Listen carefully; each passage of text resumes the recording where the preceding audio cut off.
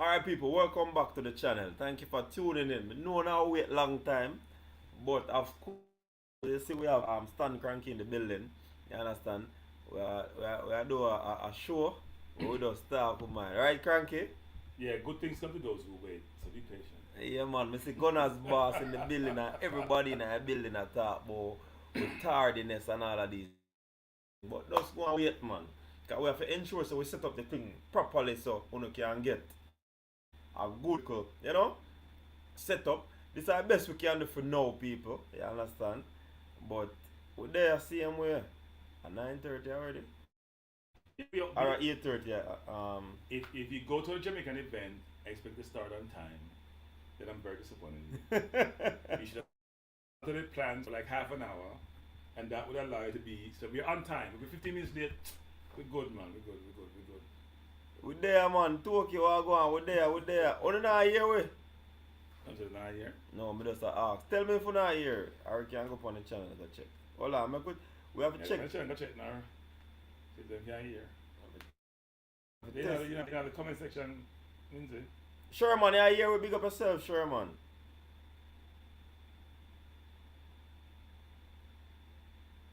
Check. Alright, them are here. Big up yourself. Big up. Loud and clear, Triple E. Big up. That's our fresh God. Fresh God in the building. Sherman, Joel Smith. Everybody there. Yourself. You understand? Tyrone Williams. Big up yourself. Eagle public say they on Jamaica people time. Eagle, you know, say I like that. 15 minutes Eagle, here on Jamaica people time. It's more like an hour later or longer. That's Jamaica people time. So there's no boy at all. Guna, big up yourself. Big up the super fans, Coach and Cranky. Oh, we are super fans. Oh, because for the team. Oh, because I see the photos them out with Blake and no Blake. With Gray and Yeah. Brain Drain, big up yourself, Brain Drain. Cranky's nemesis. Want to collaborate champs. A boss, so make Cranky a boss in Brain Drain. Minzy, stop the nice about boss, Minzy. I have been very humble, like some people. I'm very humble. Very humble. I only talk about Casey once every 2 minutes. I've been very humble. Very humble. So, don't say we have boss. We're not boss because, as I said today, you remember, I said we go to the Casey Invitational. Okay. It's an event held annually. It's a very popular event that Brain Drain and others can attend. It's good to see you come and try to start third or fourth. It's a really good thing. You hear that, Brain Drain? Brain Drain had his time with Calabar. His time has come and passed. And we're in the present. So you go. Brain Drain.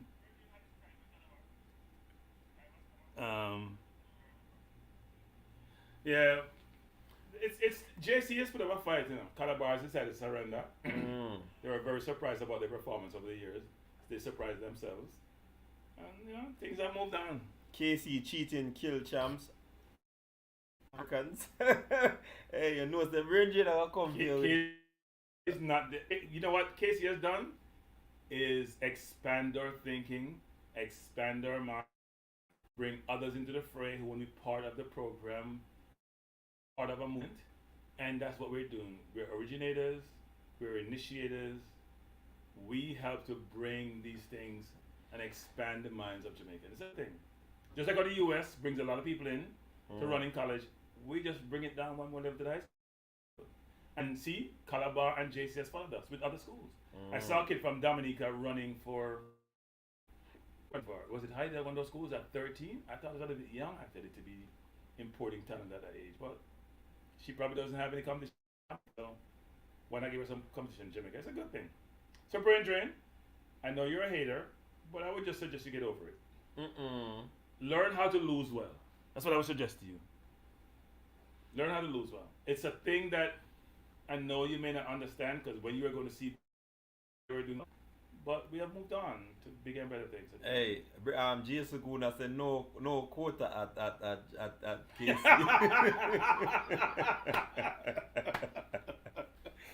No, we don't have quota. No.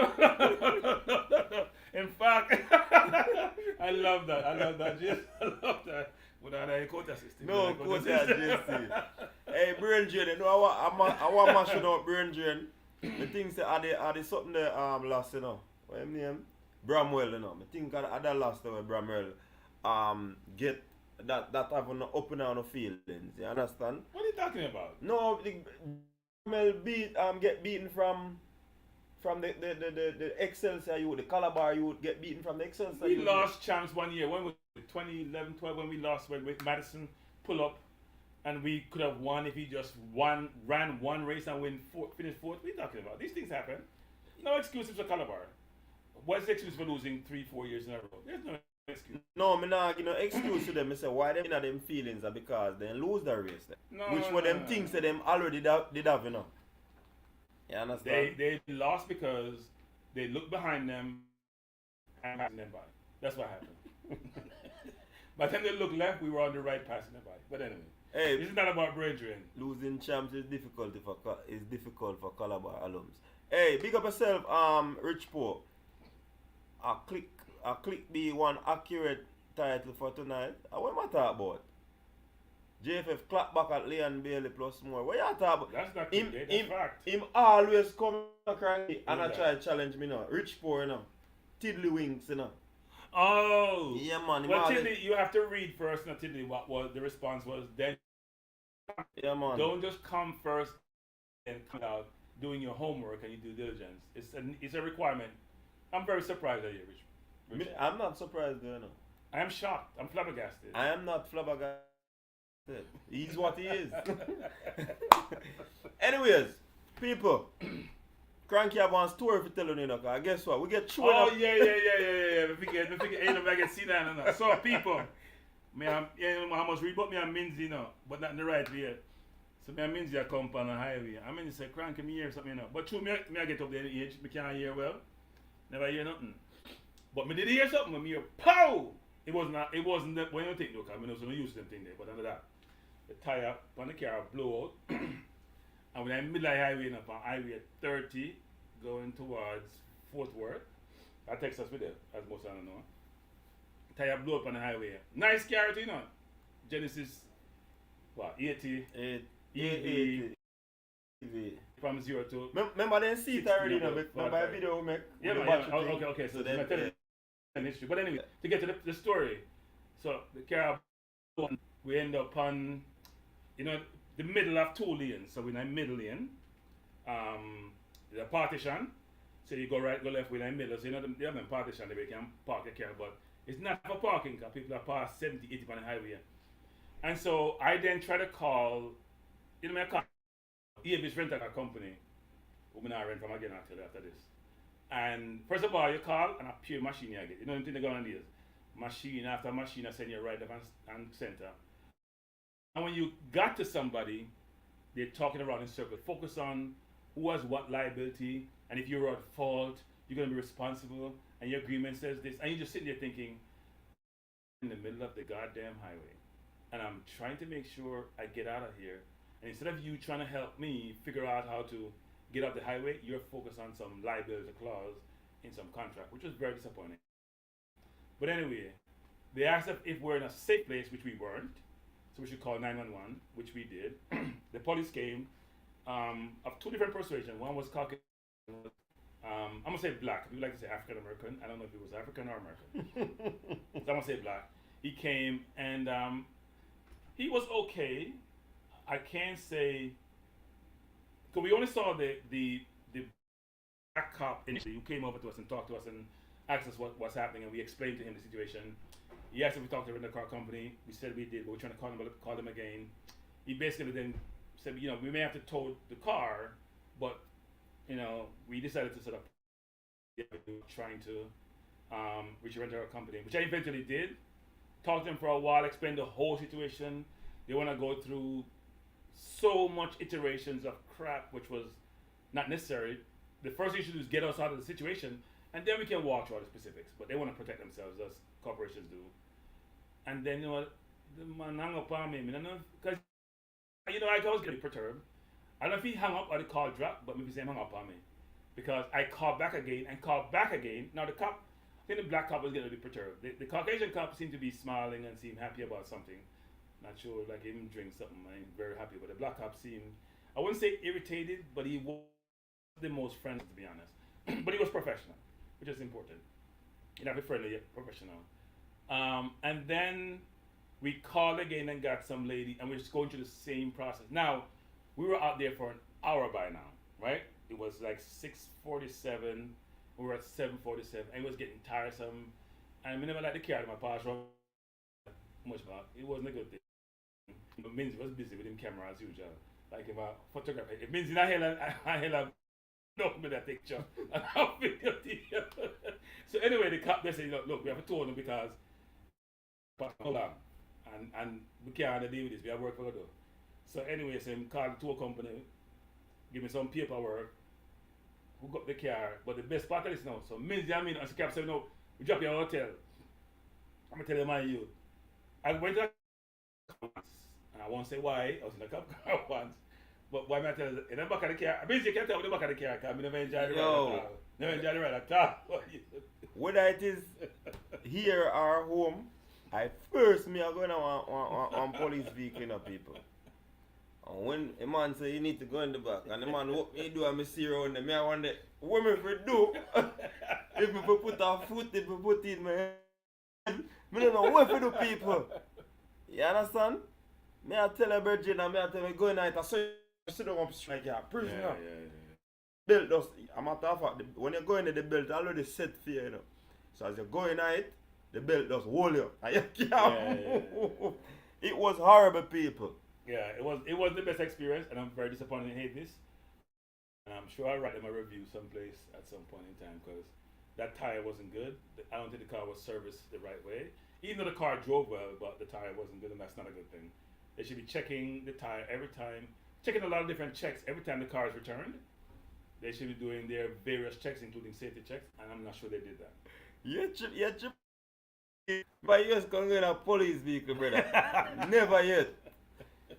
Never yet. Me have a video for sure, you know, but I put it on social media. I put it on so if you don't subscribe, if you don't follow me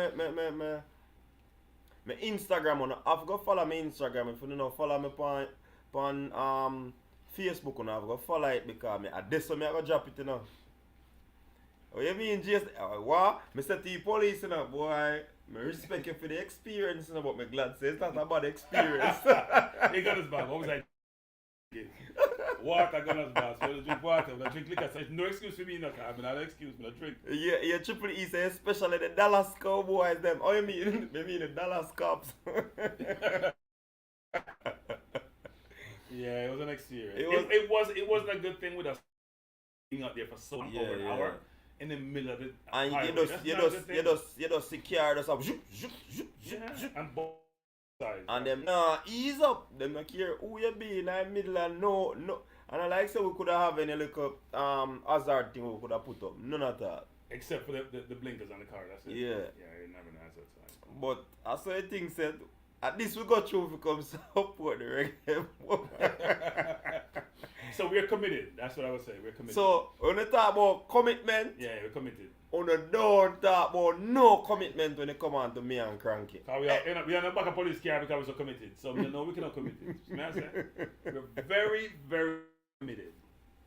And our experiences reflects that. When you can't talk to me and Cranky, we end up in a police car. For some reggae boys. See, brain drain and boss me have a cowboy boots. Yeah. Hey, see my boots are brain drain. See boots and the cowboy boots. Let me show you. See, you want to see on camera. And the cowboy boots. We have a cowboy boots. Yeah, man, we're good, man. But our experience, so we did have a share with them before we kick it off, like a ball game. You understand? And yes, Joel, we're going to the game Sunday, Joel. Yeah, man, we got a game, man. We have got the ball game, and then that's how we're there same way. So, people, alright, so, of course, you know, said the Leon Bailey interview is going near and far, brethren. This morning, me and cranking at the vehicle, and we are on German, and me I tell us, I talk sport, the thing depon people. big discussion about the Leon Bailey situation on Talk Sports. And you know Talk Sports is a big thing. You understand? One next thing, it depend Sky Sports. Fabrizio Romano post up on it. Who else cranky? All the political media houses. It's like the England man, them are Aston Villa thing. Them a talk about it on Aston Villa. Hard. The interview with Bailey, may I tell you. You understand? So that interview I get a whole lot of traction. And I can imagine how, let's be honest, podcast feel about that, you know, because that well, it basically. I did Simon Jordan did that talk, Cranky? No. It wasn't Simon It Jordan. was Darren Bent and his co-host. Darren doing Bent. the drive time, which is like 4 to 5 in the UK. Yeah, so you know a peak over that. Everybody in the traffic and listen to Talk Sports. But I said that to say the interview get a lot of traction and pretty much it basically highlight JFF in a bad way. Or in a bad way. Which of course we know that there are some a whole lot of inadequacies with JFF. And then basically it's very difficult for JFF really take themselves out of the hole because of what has transpired before. See? Guess what? JFF has been in, well, this administration has been around for quite some time. Probably 10 years now, though. Yeah, man, about 10 years. Cause them did a act and then them win and then them win again. So about 10 years. See? So pretty much, the man them decide say, yo, a new year, you know. A new thing, you know, they not take nothing, you know. The man then drop a clap back on Leon Bailey. Them roll out some receipt, people. You see me I say? JFF roll out some receipt and make people them know. Say, listen to me. Leon Bailey, where you going with you? I me tell you something, people. You know, say, certain people, well, me not say certain people, some of the baller them don't like the interview. Because guess what, you know what go on? Some of them believe that they were thrown under the bus. Yeah, man. Yeah, hey, Brain Jane has sample man, you know, man. No, I must say, as usual. Brain Jane said, which one was the worst? For JFF, Bailey, Bunny Shaw, the GoFundMe. Oh, Bunny Shaw go fund them. So Interesting. Is there I think the girls may be worse because of how prominent that was, right? The timing World Cup had much more, to me, focus globally. And hers was on all, remember hers was on BBC, ESPN, every single media outlet that's important comes to sports. I think she was on. So. But I see him thing with Leon Bailey one. Leon is on, but you don't hear Leon on every single sports outlet. Like she was on almost every single sports outlet, but she also had Ian Wright involved. Oh but yeah. Ian Wright kind of make it stretch a little bit for real. But she never get Fabrizio Romano No, involved. she didn't get Fabrizio. So Bailey get Fabrizio Romano and Yeah. why I remember say him have over million Yeah, he does have followers, you know. followers, yeah. Sky Sports have a whole heap of followers, you know. Talk Sports have a whole heap of listeners, you know. So True. it's a difficult one, you understand? Yeah. You could have just call your brethren and him come tour you. Hey, Brethren. you see with that, it's a, people, me don't know about cranky still, you know. But me take that as a blessing, you know, brethren.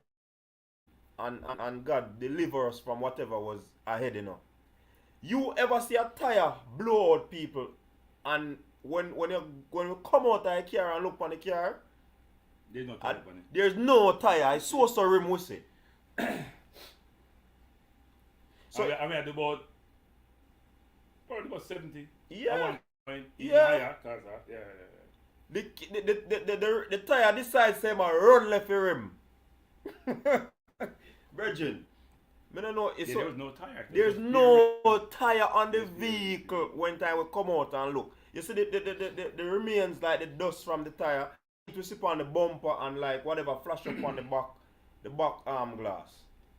But no. Yeah, there was like the tire remnants on the back glass. Yeah, quite a bit of that. So it did blow up. So I've never seen a blowout. Me see the tire normally left on the rim, but me never see it clean off so.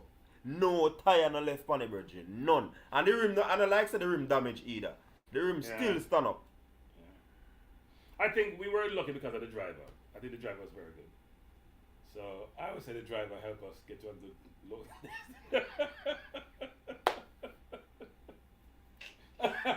I think the driver managed a three-wheel car. Three-wheel car. Hey, people. Cranky a drive a 4-wheel car on 3-wheel and a rim. It's funny now, but it wasn't funny then, that's for sure. No, me no drink. I'm sure knows that Cranky no drink. And the only thing I drink is water. Yeah. So me don't know. And no drinking never did I go on. No drinking never go on. And me have to make a drive and know say, yo, you know so from where I drive me I say Cranky, oh that sound the virgin, me don't like that sound there, you know. And Cranky I said, I don't hear the sound but him don't know what. So him window did halfway down and him pull it up. And we not hear the sound again. Well he did a kind of flap same way I say right. But me never see a tire run the tire vex with the rim. That was like we come all the way to Texas come with my trouble style. That's not good. But we have to give God thanks for that. You understand? Big up to But anyways, back to the thing. Coach says, oh, you want to experience so much in such short space of time. I am salted, people. I am salted. See? Salt and rubber for me. I am salt. I am salt. Me not no problem for Cranky say me salt. Because guess what? Salt is a very good thing. Salt is a very good thing. Because of EV car. Oh, because of EV car. Hey, look at it, the tire did rot there, man. Because I never seen nothing come off a rim so yet. Not even if a carrot got the tire shop for them put it on the machine would get it off of the rim so. You're not supposed to just shred so that way. You know, support. It's like it does melt out. Yeah, man. Me not a problem with a man say me salt. Salt is a good thing, man. Salt is a good thing. You see me I say? So, yeah, man. So back to the thing. So, the Ricketts-led administration coming from the secretariat. We don't know what the secretariat is, but I'm suspecting that it might be the CEO, which is the GenSec. Them basically write that thing there. And them clap back, make Leon Daly know say, or the people them know say, some of the things that was said, not so, not true. But then again, you see when these things come Cranky, it is a situation where it is hard to believe or to make a judgment because of you don't know who to believe. But JFF roll out some receipt.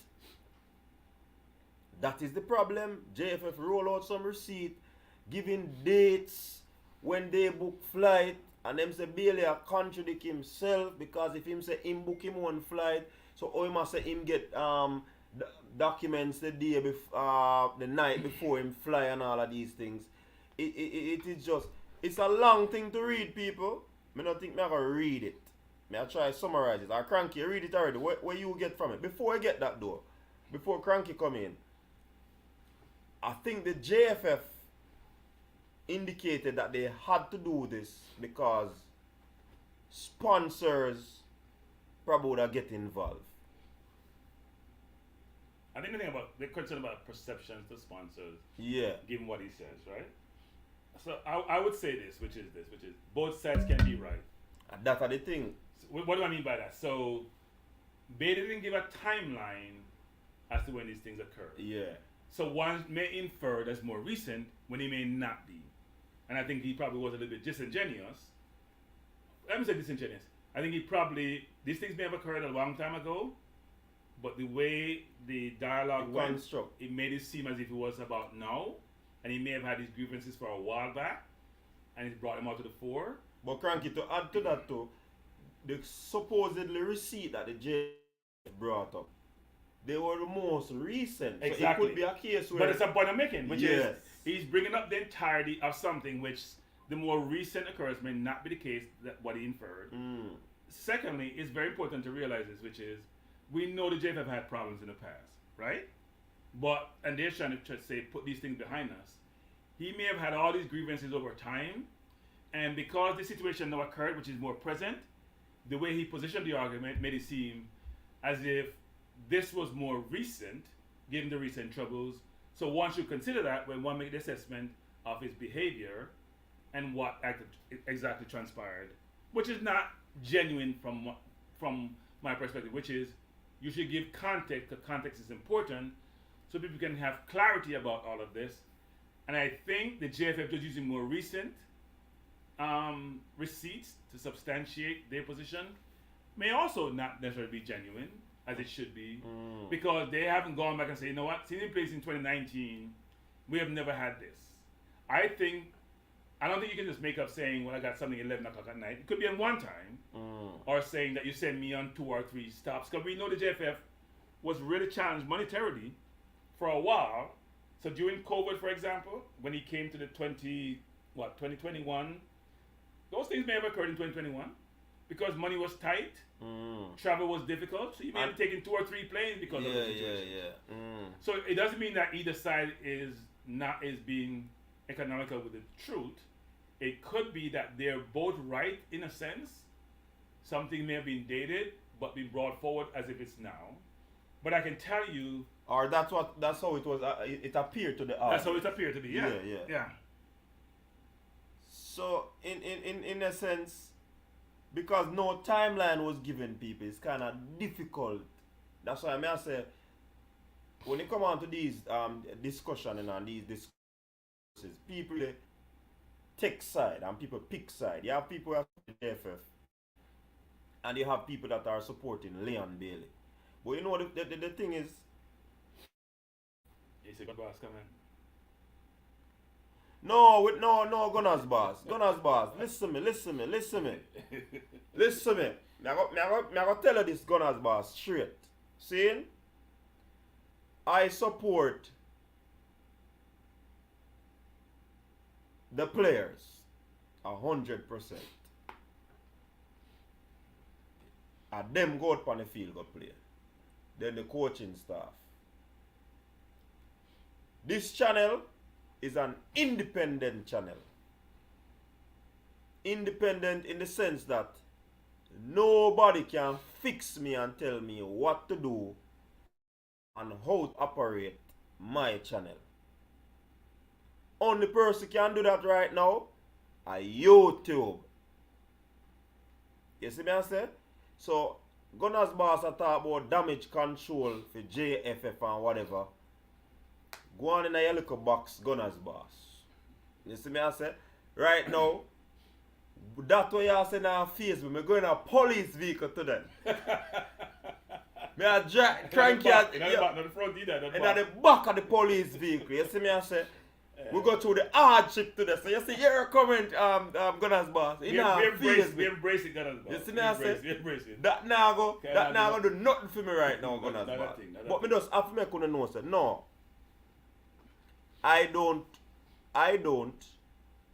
get money or monies from nobody in the JFF.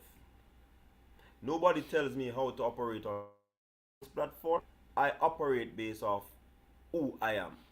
So this is no damage control. And yeah man, the number you're there for calling, man, you can call in. But what people for understand is that one side of the story is the Leon Bailey story. Uno hear JFF story now based on the release.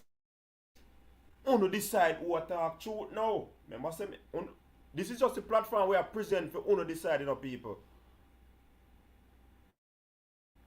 You understand? I don't think the player's biggest issue is the Jamaica now. You gotta go deal with Villa when he goes back. Because they're not happy in that place. Uno watch an interview with Leon Bailey today. Hear more Leon Bailey. Uno watch an interview with Freddie and Bibi today. Uno never hear me ask Bibi the question. Uno go listen back that interview there. When we ask Bibi about his and Freddie Butler, how they operate in a professional space. So me know how they can tell me say, yo, me don't know about Cranky. Cranky can defend himself. Me don't know if Cranky I get the money. Me nah get the money. If Jacob's paying me in Jamaican dollars, I'm getting 150 a week, $100 a week. How much is that real money? About $1? I'm getting Jamaican dollars. No Jamaican dollars. Full up my pocket. You know, Gunner's boss want people to call him and say, yo, send me a $50 now. So what if Cranky I work with them? Anyways, so basically people, I present the information, see? So, let me see if I can get a citation, what you call that something there again? See me all talk foolish because I listen to Gunner's boss. A quotation from the document. Alright, so basically I'm telling about the travel thing with JFF I mentioned now. Which stands at that, you know? Can I tell you? Alright, so me find it. You send it to me. Okay. Alright, so here what JFF said now about the travel thing.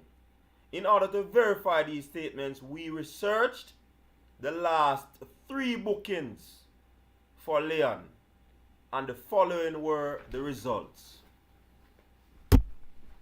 That are the result from, and initially when me and Cranky talk, Cranky said, them probably could have draw for 110. But if them go past 3, they might be in problems. You understand? So that's why them probably draw for 3. We don't know, you know. That is just my opinion on the matter. You understand? Hear what them say. A ticket book for a travel date of 4 September 2023 shows a booking on AA 6958 leaving London Heathrow at 10:25 a.m. with a stop in Miami, and then a flight on AA 0850 departing at 5:57 to Jamaica. This is a typical one-stop flight out of the UK to Jamaica, and the seat type for both flights were business. See, alright, I'm gonna listen to that, you know. You know, Cranky says something about this, and I think it's a very good point, but I got drop the point there when we finish read the 3 of them. A ticket booked for a travel date 13 November. So one was what? The 4th of September, you know. Now the 13th of September 2023. That was a Friday. I don't remember. Shows a booking on VS 0103 leaving London Heathrow at 10:50 a.m. with a stop in Atlanta, and then flight on VS 3832 departing at 6:10 to Jamaica, which is 6:10 p.m. See, God bless us, British Airways has a straight flight to Jamaica. Yeah, I think they do actually. They do. They do. No, this is a typical one-stop flight out of UK to Jamaica, and the seat types were business and economy, respectively. But the question is, does the timeline for is the British Airways flight a daily flight? Because sometimes sometimes coincide with the window, the timeline for. Sometimes they stop in Miami for you. Me see. I think it may not coincide with the timeline for travel, you know, in terms of. Yes. So if it's a straight flight every day at the same time. That'd be interesting. Yeah, that's something I have to find out. But me know say you have straight flight. Plus most times them stop at Miami for you. Yeah. Me track. Remember when Michael Antonio them did come here, you know, we track the flight, you know. Come here, have a pilot. Well, we can't talk that something. No.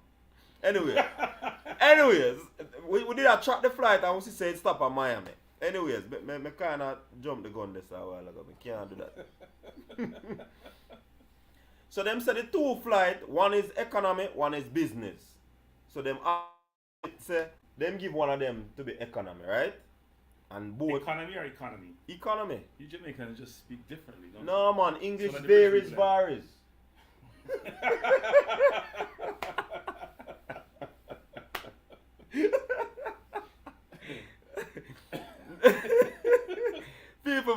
for that one, no. What about with economy?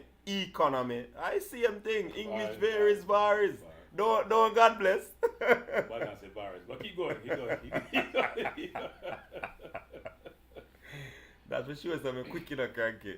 Anyway, the last one him say. Quicker than the interview we're talking about. Anyway, go on. Yeah, man, I'm full of chat like the chat to him right now on WhatsApp. I say it, man. Anyways, a ticket book for travel date 19 November 2023 shows a booking on AC 0983 leaving Montego Bay at 1:45 p.m. with a stop in Toronto, and then a flight on AC 0854 departing at 6:20 p.m. to London Heathrow. This is a typical one-stop flight out of Jamaica to UK, and the seat types were business for both. We could of course show additional similar tickets booked for Leon, which he traveled on. Alright, remember me telling you when we read the first one said this would have significantly be something that the JFF, I don't know how ethical that is, for them to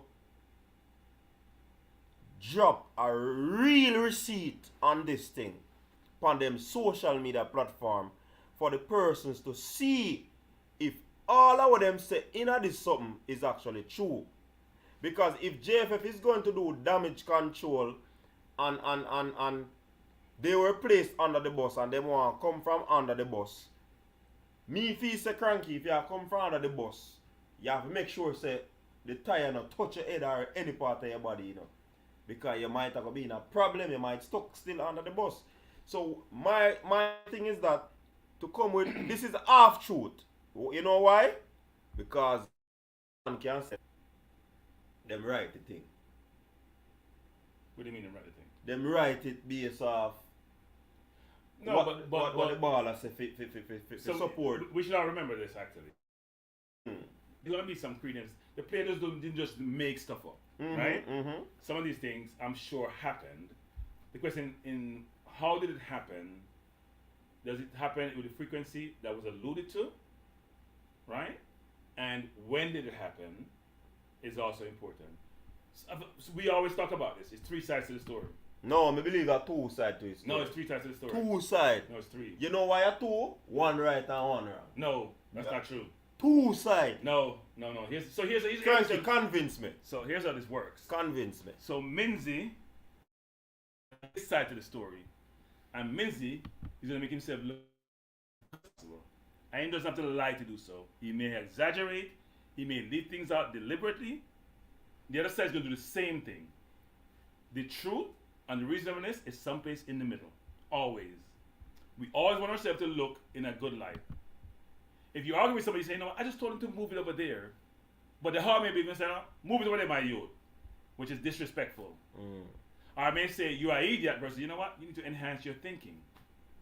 But I won't say you're an idiot when I'm trying to present my case. And I'll say, you know what? I just tell him that him not do things the right way. That's how things are. So it doesn't mean that either side is lying. Because think about it this way. As we said before, the player may have gotten a flight at night or twice over the last 4 or 5 years. The player may have upgraded, but he actually bought his own ticket when he upgraded, you know. But other than the one he got, they give me an economy flight and I buy my own ticket. I bought my own ticket. But I didn't tell you that they all bought me economy ticket, which I didn't want, because I don't think I should fly economy for 9 hours. Neither side raised lies. He did buy a ticket. But I didn't tell the whole story. So if you don't tell the whole story, cranky. I'm not lying. I told you a part of the story. I didn't buy my ticket. What's lying about buying my ticket? I may be disingenuous. So you deliberately did not tell the full story for you not to look bad. So that's why I say is either but both this, sides. No. They both can't be wrong and they both can't be right. They both can be right in their own mind and in the story. That's why if you come with all truth and then the audience decipher. The truth is not have the beholder. No, that's why I say it can't be three sides. It has to be a wrong and a right. No. Me not agree with that, cranky. No. Coach. Three sides. Coach. You said me I ticket 11 o'clock at night on January 1st, right? One time I said, you know what? No, I want a ticket there. You have to buy my one ticket. I joke thing this. Mm. So I bought my one ticket. Did you send me a ticket at 11 o'clock at night? Did what? Did you send me a ticket at 11 o'clock at night? That's true. It could be true, right? Yeah. I could have bought my own ticket Mm-hmm. and disregard that ticket, Mm-hmm. right? Yes. There's no lie in that. So so that is a right part of the story. And the JFF would say, you know what? No, you didn't buy your own ticket because we bought your ticket. You just didn't want it. Mm. Nobody lied. So, but that No, they could say, you know no, based on what that's why it can't be true. That's why it can't be true side. No, can't shoot us. No. We bought him a ticket. No, you're changing. If he wanted to buy his own ticket, that's what happened. You're moving goalposts. No, moving goalposts. That's exactly what happened because it's deliberate from somebody actually who's involved. You're moving goalposts. He may have bought his own ticket, but we bought him a ticket. So essentially, what I'm gathering from you, Yeah. it is not two sides. It's three sides. It is not two sides that was presented. It is still one side for me. No, it's two sides. You know why it's one side? Both parties are not speaking in context. So guess what? They are trying to envelop the truth so that the truth don't come out But fully. everybody does that. No, that's why You and I do that. No, that's why I can't. That's Minzy. no. You know why? You and I do that. Cranky. The question is, If me not tell you something, me not tell you something. No. Me not girl no corner. People, everybody does it. You know what happened? The question is how pervasive it is. To what degree it is. Everybody does it. I don't care if you're a pastor, I don't care how pure you are, if you're Mother Teresa, everybody's going to take it from their side, how they view it from their eyes. It may not be as egregious as this in terms of the difference between the two, but we do it to some degree in some way, shape, or form. I'm telling you, we do.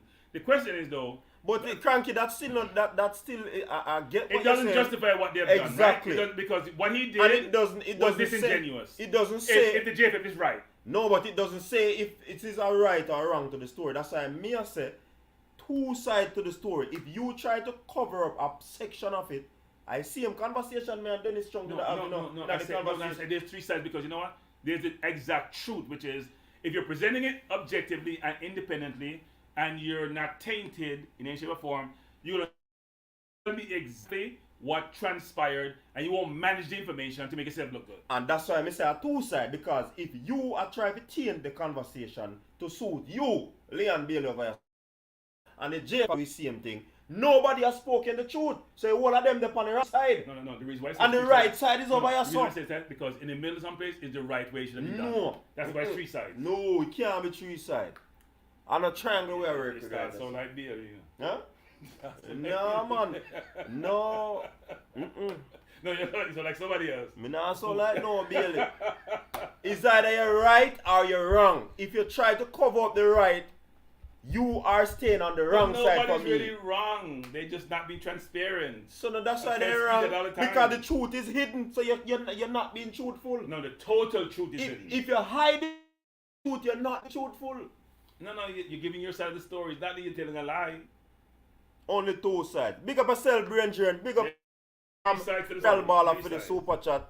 I see your $20 and raise you 25.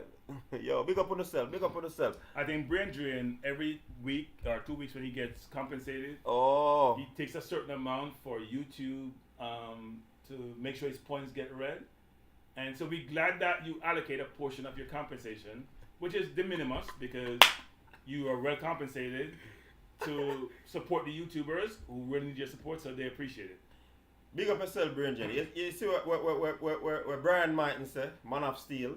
Yeah. In run and dash for the pink wall name fall. Hey, YouTube, hey, chat room, bad enough. But here what what him say. The man said, Gaffer, someone taking a connected flight with the information, my boss. They need to take a straight flight with the information. Like where Full Virgin say, what him name again? Dubub.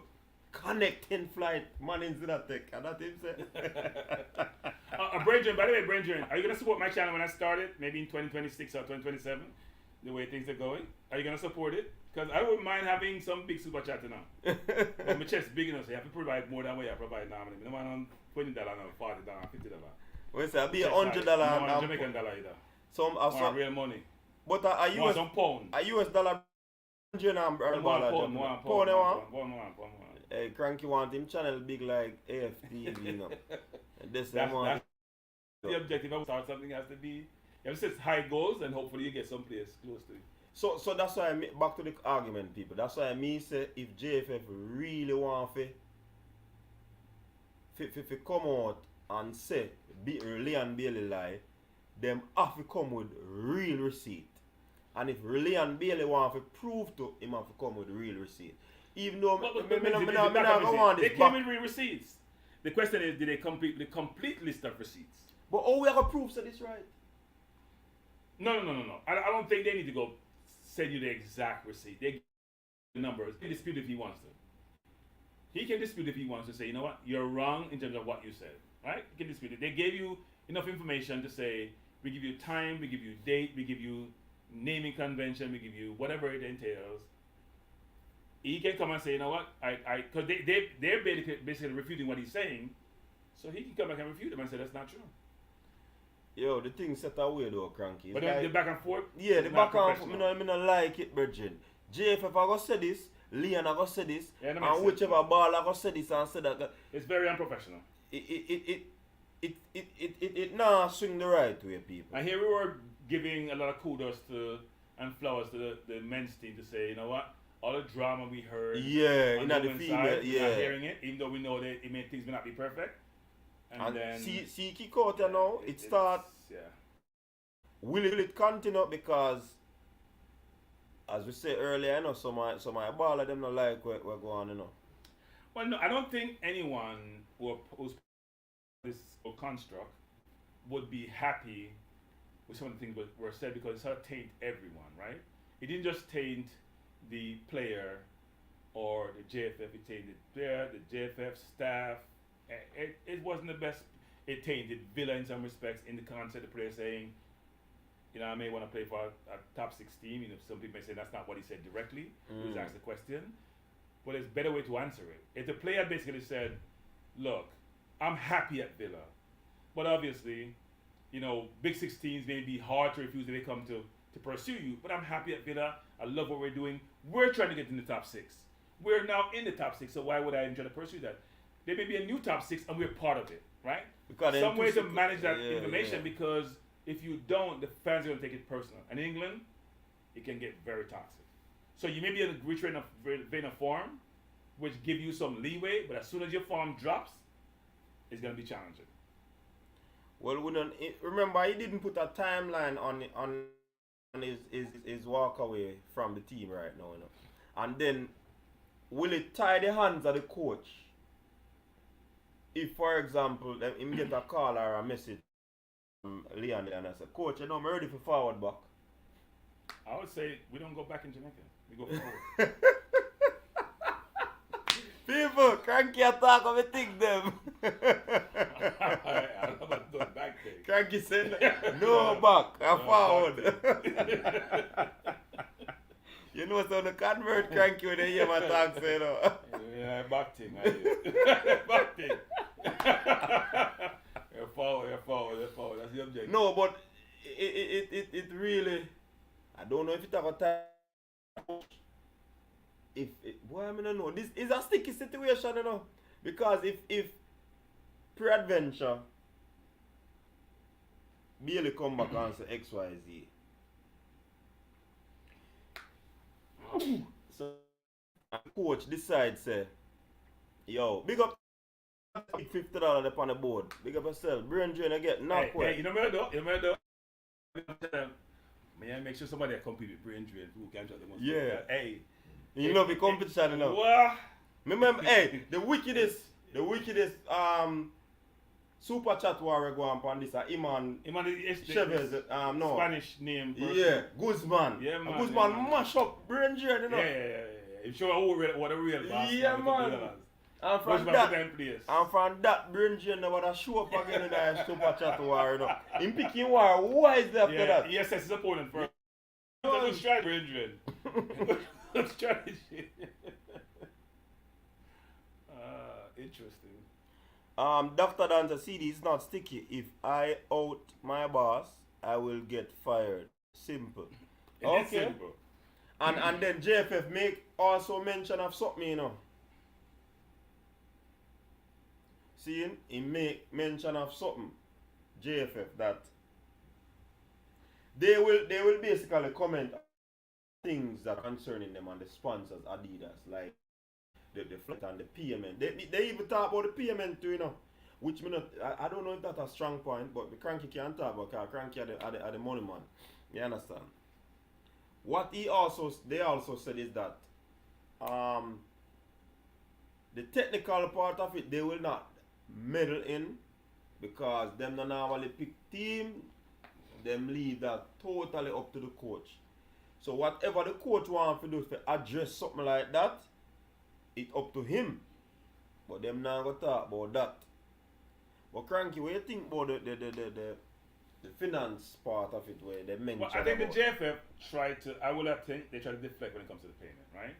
Because they said they haven't paid, I think, since what, 2022? 2022, yeah. But then they did something which I thought was a little bit cute by saying, almost like saying, well, if you play for your country, it's about you being a patriot.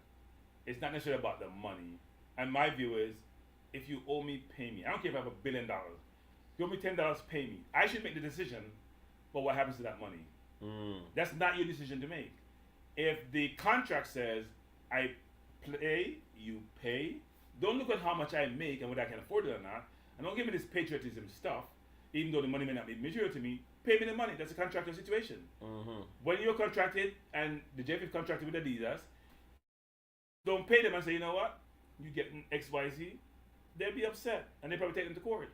So don't use that as a guise to say, oh, by the way, guys, you know, you should be so happy to play for your country. Yes, you should be, but you also, I don't want to IOU, I want to see the money in my account. But the JFF did also say, which is really interesting, this analogy they brought out, or the sixth, which is they equate or they sort of combine, I won't say combine, they gave an example of where the JFF is being put in the public domain and it may not be accurate about what's said about them, which is they're paid, but JFF says, you know what, it's come out, they got paid. You say we didn't buy your ticket, and we have receipts to show we did buy your ticket, and we did put you in school economy, and you didn't have to make 10 stops. So what they have done is try to defuse some of this by saying, look, what you're saying in a number of instances may not be accurate, and we have evidence to substantiate that, and this has happened before in other situations, and we've disproved it. So therefore, public, and this is my perspective, don't believe everything you hear. Look for facts to substantiate who's being accurate. But Cranky, look on the next thing what they mentioned, and I don't know, you can probably give your take on that too. They said that, right, we owe you some money. Do you want us to upgrade the ticket to business class? So it's also probably, I don't know if it does sound smooth and straight to me. I think from what they're saying is that you may say we owe you some money and we should take that money and upgrade to business class. That's the way I'm getting from that. Yeah, but why would you not able to pay me, but you can use that money to make up and buy a ticket? No, because you supposedly should get business class anyway. I think in the contract, for the girls they were saying it's premium economy a lot of times, right? For most companies, for example, guys, when you fly internationally, so you fly from over a certain amount of hours, like over 5 hours, because you can't say internationally, because some international flights consider domestic. So if you fly in pan-Europe, which is, you know, if you fly in Western Europe, for example, and it's less than 5 hours, it's going to deem to be a domestic flight. And in a lot of instances, some companies, you don't get to fly business class. But if you fly, you know, overseas to like the UK, for example, 7 hours, you get business class. If you fly to California, which is over 5 hours from New York, you get business class. If you fly to Denver, you may not get business class. So that's how companies operate, and I'm sure federations may emulate that. Even though someone may say when you're a performer, like a footballer, you need to have the comfort, you need to be able to relax and stretch out so you can be physically prepared to play when you get to your destination. So the JFF may be saying, and in fact they mention it here in their communique when almost flying domestically, which is economy, right? You fly internationally, you fly business, but you fly locally, you fly economy. And I would think that that's somewhat reasonable, because local flights may be 2 hours or less, 3 hours or less. Versus after 5 hours, it gets challenging to fly economy if you're a sports person. Yeah, and but in yeah, that is understandable because you think about you think about Exactly. your muscles not cramping up and all of these things. So But Jeff also alluded to the whole monetary thing, right? It's almost the concept of saying we don't necessarily have the money to afford certain things. So a lot of times people are using examples of more developed countries to equate that with developing countries about what amenities they should provide. And those organizations are saying we don't have the resources to do that. England may be able to do that. US may be able to do that. So may Spain, Germany. But if you're developing countries where you don't have the budget and the resources, it's hard to have so many players who are playing outside the country fly business class. You could spend, if you're coming from England or from Europe, for example, to the US, and you have 10 players, that's 50,000 round trip. so it would be interesting to hear from somebody from another federation, because we met up this person to the cranky, and in the future we'll probably need to go talk to him to find out how this part of the whole operating a federation is. You mean the what's his name, Marlon from Grenada? Yes. Well, no, he came on He came- I'm Sure Sports previously, Okay. and he also indicated that they do not participate in some junior competitions because they don't have the resources. He also indicated that in instances where they may be short of funding and can pay all the players, they will have proactive discussion with the players to inform them about the budgetary situation and what they can afford. So at least the players are clearly and timely apprised of these situations and can make their own decision. Do I want to go? Do I not want to go? Do I want to play? Not want to play? But they're trying to be, even though Rudolph beat me on this, as transparent as possible so they can front run any challenge they may face when players be in a situation where they don't get paid timely or get paid at all. Because they're saying, he gave some examples of flying to say from Grenada to El Salvador, some of those Latin American countries, it can cost you $50,000. Or more actually, $100,000 for flight, given all equipment, players, support staff. It can be very, very expensive. And in fact, he gave some numbers of a flight, and I was very surprised about how costly those things were. Yeah, and AM Henry is saying that Canada put their players in economy on Air Canada. And you'd have think Canada have more money than Jamaica. No, we don't think. We know. But their football Not necessarily wasn't- football federation because they're supposed to be bankrupt. Right, the football federation, that's what Yeah. I was going to say, is in problem because Maybe flying business and first class bankrupt then. You never know. so I mean, as we asked Bibi and Bibi make a very important point today. It resonated with me, because him said, me ask him a question if coming to playing for the national team is more of an honor or it's a work. And the man said it is both. But me I look on the length of time where work is concerned. But at the same time when you look on where I say, it's like once a man them work, are you going a contractual agreement? So it is in black and white, Yeah. That is an agreement that we both have. So you need to give me my money when we work. So it's like a trade man, When a man come and fix your vehicle, you make sure you have the money to pay him, because a labor and put in there, so, and playing on the field of play, you'd have consider that as labor because a bodily exercise basically are utilized in order to get the job done. So in that regards, but then again, they say that they would have an understanding. They don't own a per diem, but they would have had an understanding with the players about their financial obligations. That would be settled in the last quarter of this year. So Supposedly. supposedly, yes, because so sometimes things are said and it not really go so, and it not happen basically. But I even heard that the agreement was that the players them know so them not get the money in, and there are a lot of outstanding monies available, or it's supposed to be paid out to them. but because of the dream and aspiration that they have in order to try as best as possible to attain these goals, they were going to not talk about these things but focus mainly on. Do you think that this has now been breached by a Leon Bailey? Because him go mention about the money thing with them. They don't talk say them now. And it was also evident to the player to persons that these players have not been paid up to date. I think Leon Bailey basically breached the trust. Before you answer, Brain Drain back in the lead. Super chat. That is what we are doing. Well, 55, 55, 50. God bless you. So Brain Drain take back the lead, people. Brain Drain, I couldn't know say yo, him at the tycoon right now. Yeah, Cranky, go ahead and answer that. Brain Drain, please adopt me. I need about it. No, look, I just think, I was watching a video today with Bon Tequila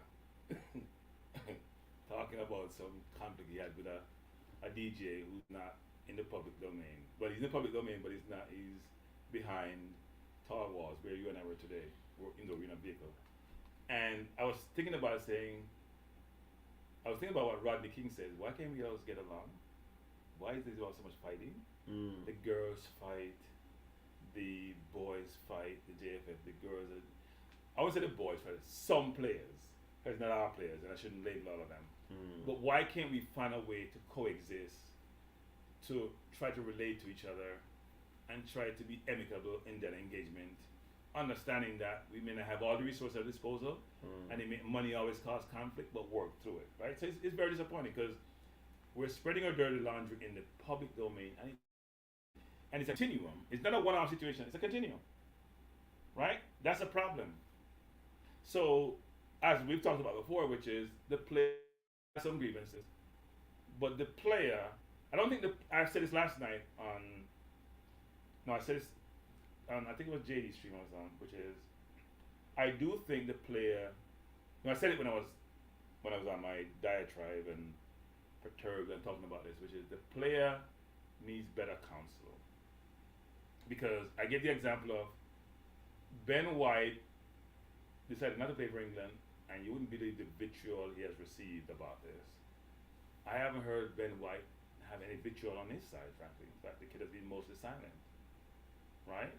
And when Aubameyang was banished by Arsenal, I didn't hear him come out with any diatribe and vitriol and just going off on Arteta and all that. He managed the situation. Not saying players shouldn't have a voice and defend themselves, but you have to be careful when you go into public domain to interview and how you position the conversation, because it can come back to bite you. And in this case, the player may believe he got some things off his chest, but there's much more in his chest than he got off last time, given the response that we've seen. It just reminded me of Cat Williams on Club Shay Shay. I don't know if Cat getting any backlash, but he sure got a lot of views. And these things would always get views, but it's in your best interest as a player because it's going to have long-term implications for him. Do you believe that interview was warranted? If I was the one being interviewed, I would have said, look, I am guilty as charged, right? Because I know discuss more to the player to defend himself. The player come over as being very entitled.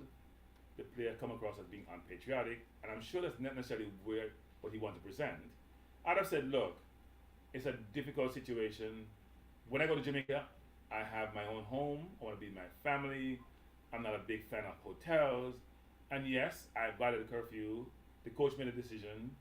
I agree but disagree with it. I think I should be given some more latitude, even though I'm habitually curfew breaker. And I think at this point, it seems very difficult because we're in a good situation. I think I've contributed to us being there, and I would love to participate. But it happens. I have had some difficulty with JFF in the past. They know what they are. You have seen some of this. You know what they are. And I hope going forward we can coexist really well together because I want to do well for my country. And I'm done. I'm moving forward.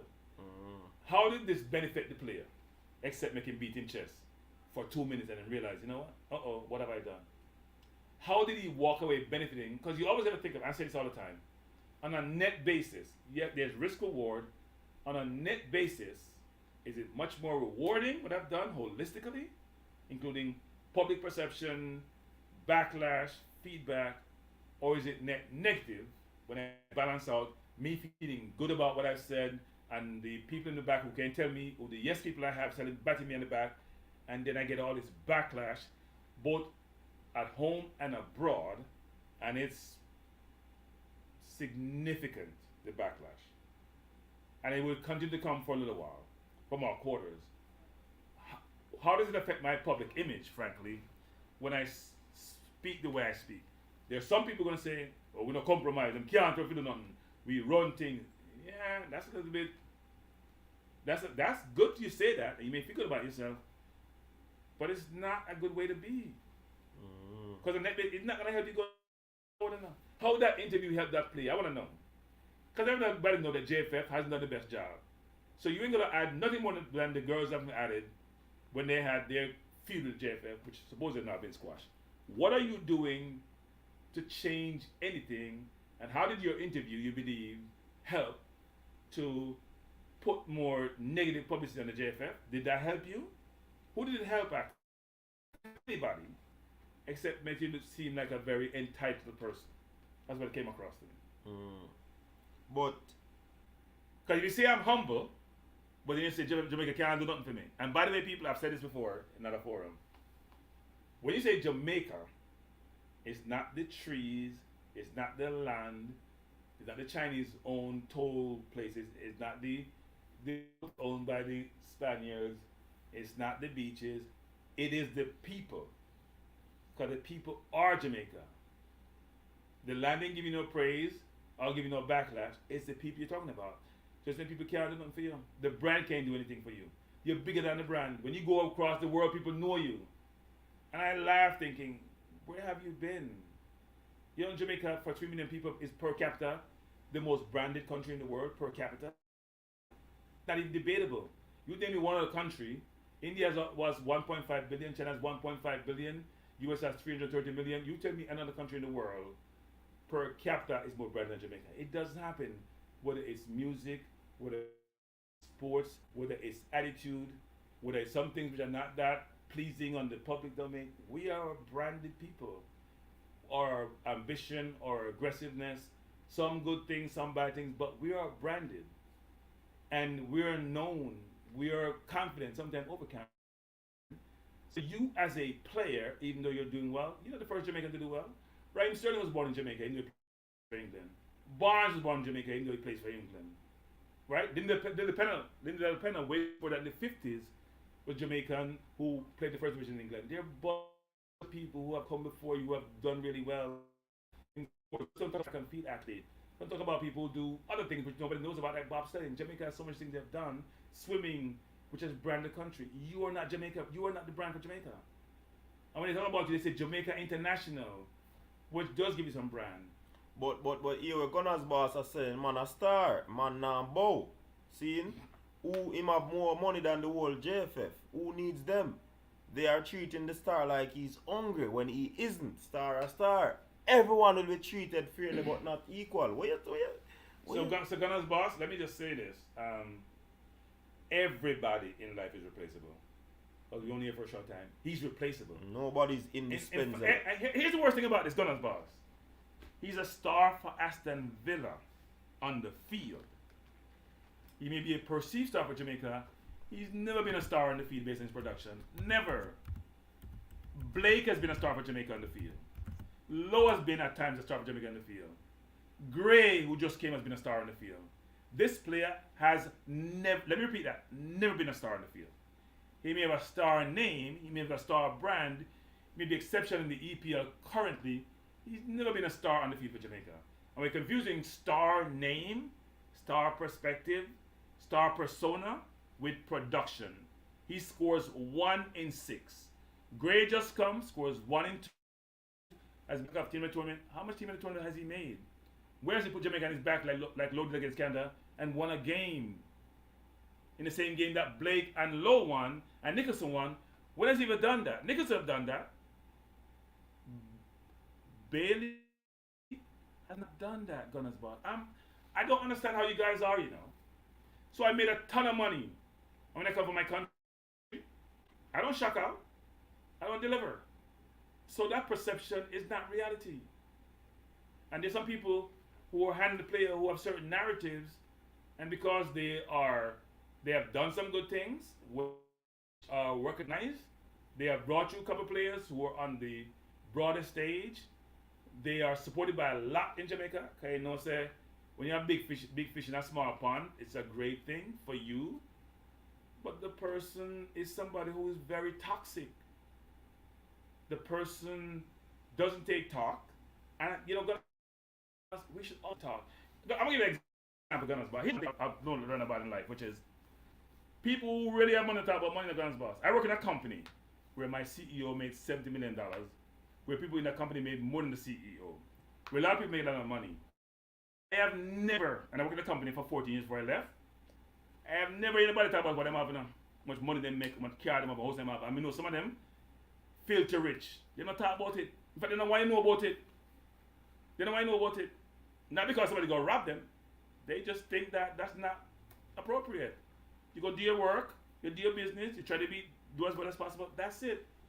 And they are humble, by the way. Some people say I'm humble, and not more than humble.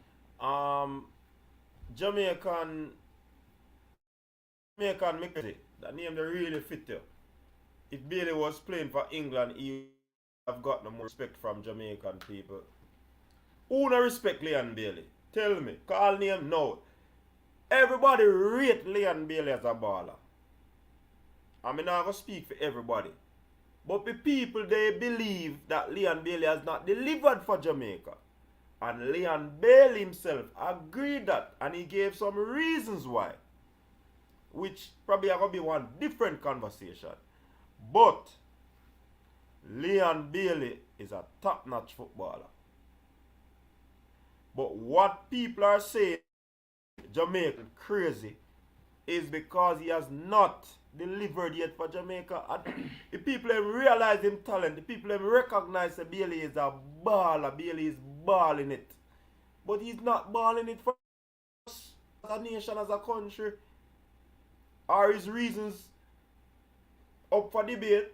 Some could say yes, some could say no. Because all the players go through the same situation. So I don't see what you say respect and all of that. And when you look on Leon Bailey record in the EPL and his record since he got Aston Villa, the people nearly slaughter Leon Bailey. Because you come there to come make the team better and you weren't performing. All with your injury, people in your business. You're not playing a ball. So, me not understand the argument there. People rate Leon, and that is football fans. So, you need to understand that. Football fans will love you and respect you. But when you're not doing it, or you're not balling, them not got business who you be. They not care if Messi get the most beaten from Argentina. People used to call Messi club baller.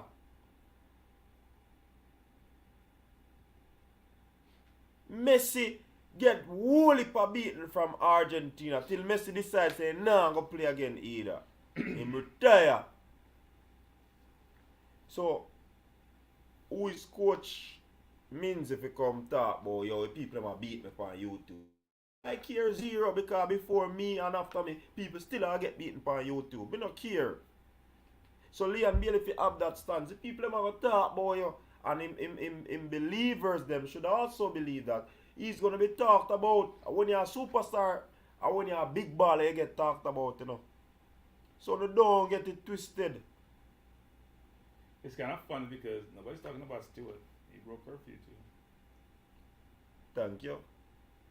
And I know him alone. I know he two of them alone. Other people. I didn't hear Stewart come out and complaining and making a sort of thing about this. That how the JFF poor and buy him ticket and buy this and buy that. I didn't hear that actually. He may have got as much call up. No, but because Leon is the name baller. Yeah. Because he's the most recognized baller, he tear down England. So him name mention more than Trivante, which is understandable. And probably who I'm handlers to, Well, no, before he came, the interview game, half that interview was probably discussed by the person on another platform. So it shouldn't be shocking. It shouldn't be shocking. And it's unfortunate.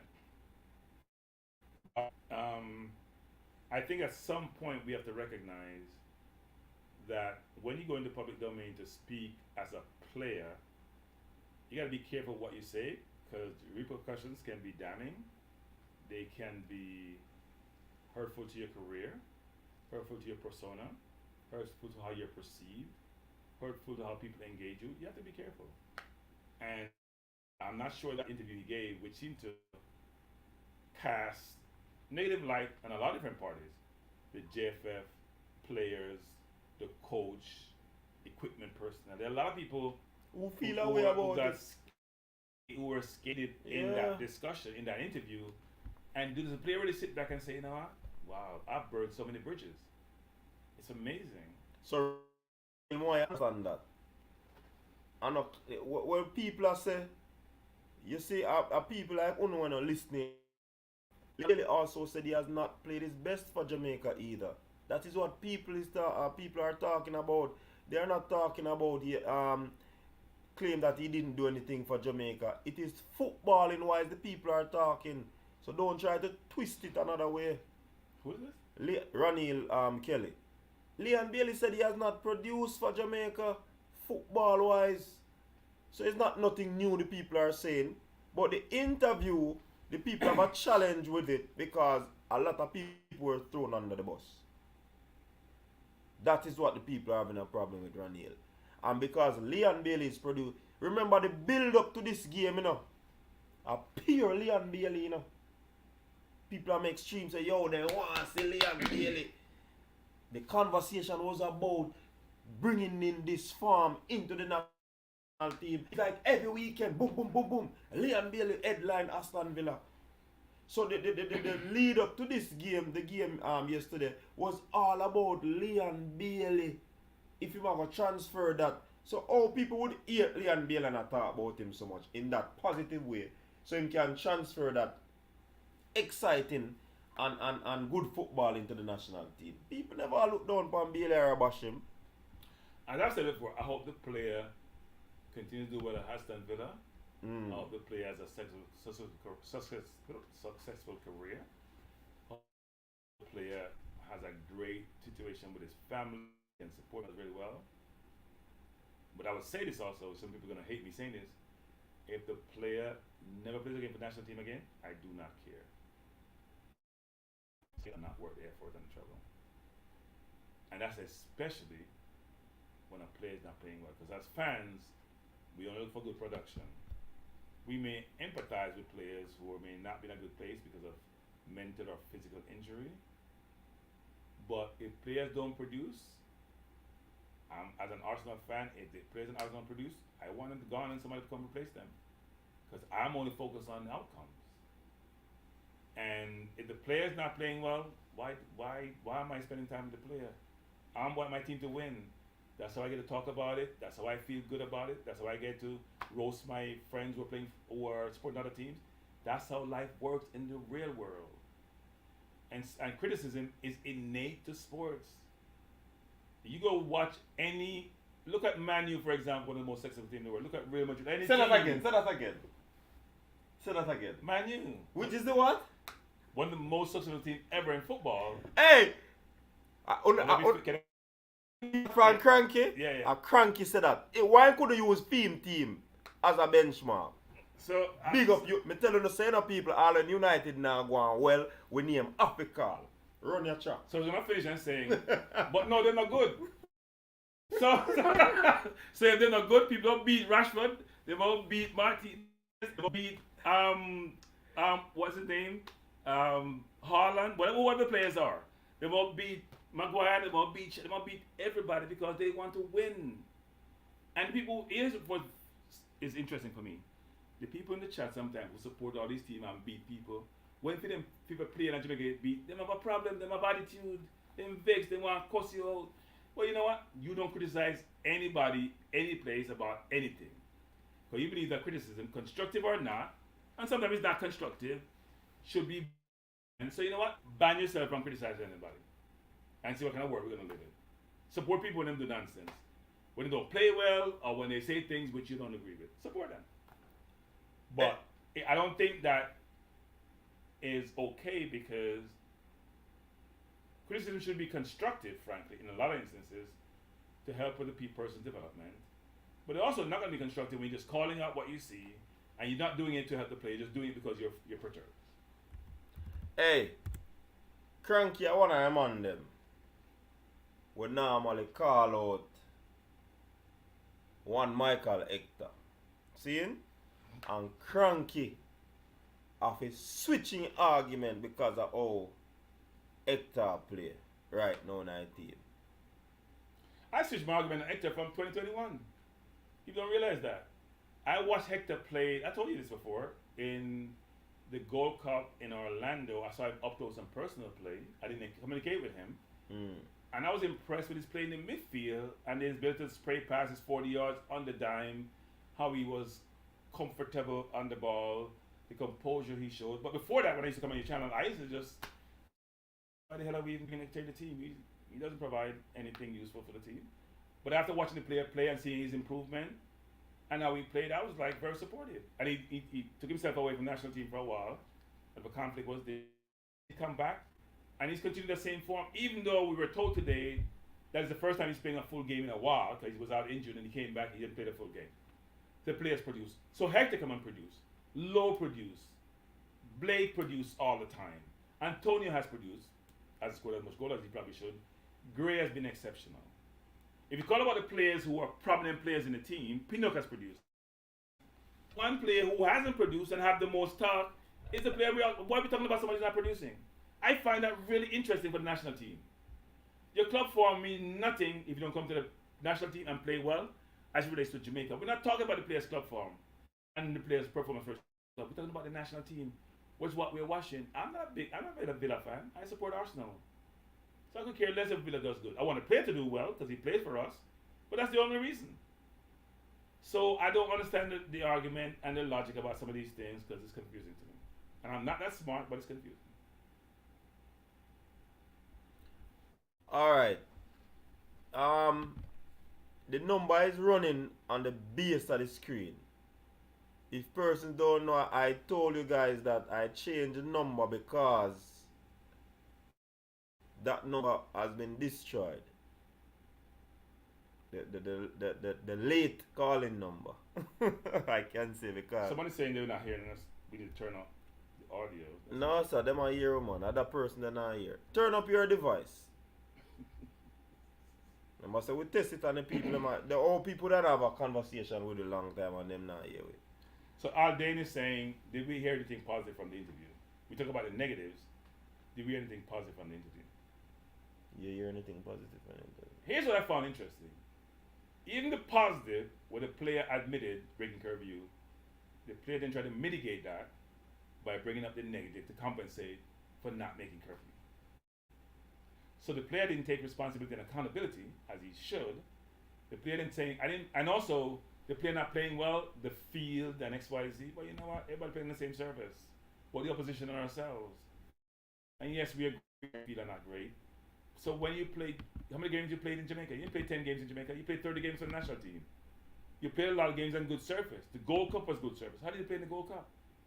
The last 2 games against Canada, when you get all these chances, was that the field or was that you? So it wasn't a balanced view, even on the things which you would deem to be being positive.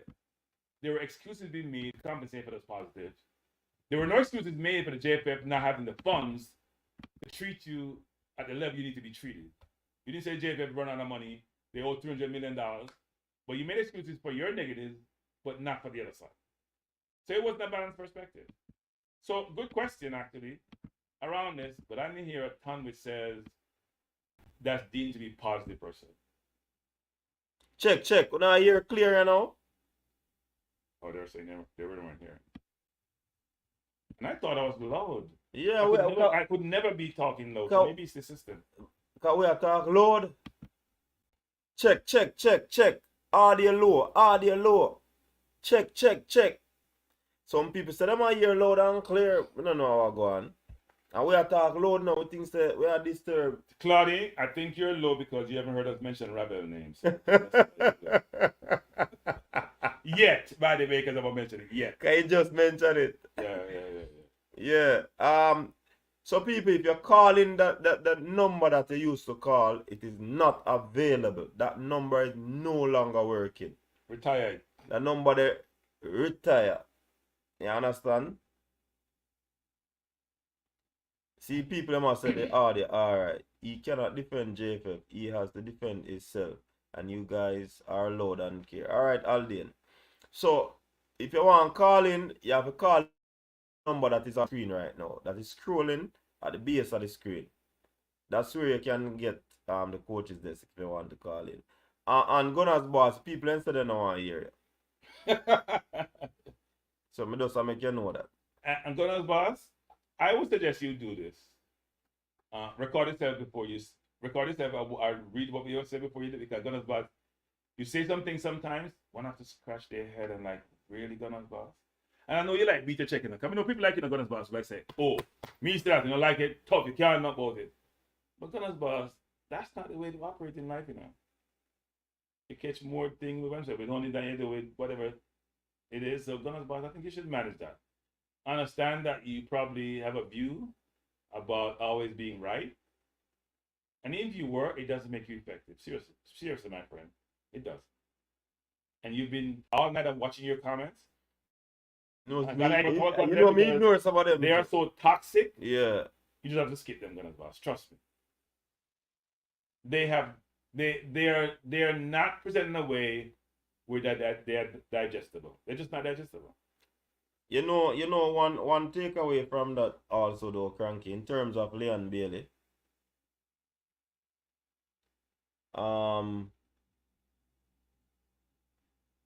Leon Bailey say more focus on him club career. I don't see anything wrong with that.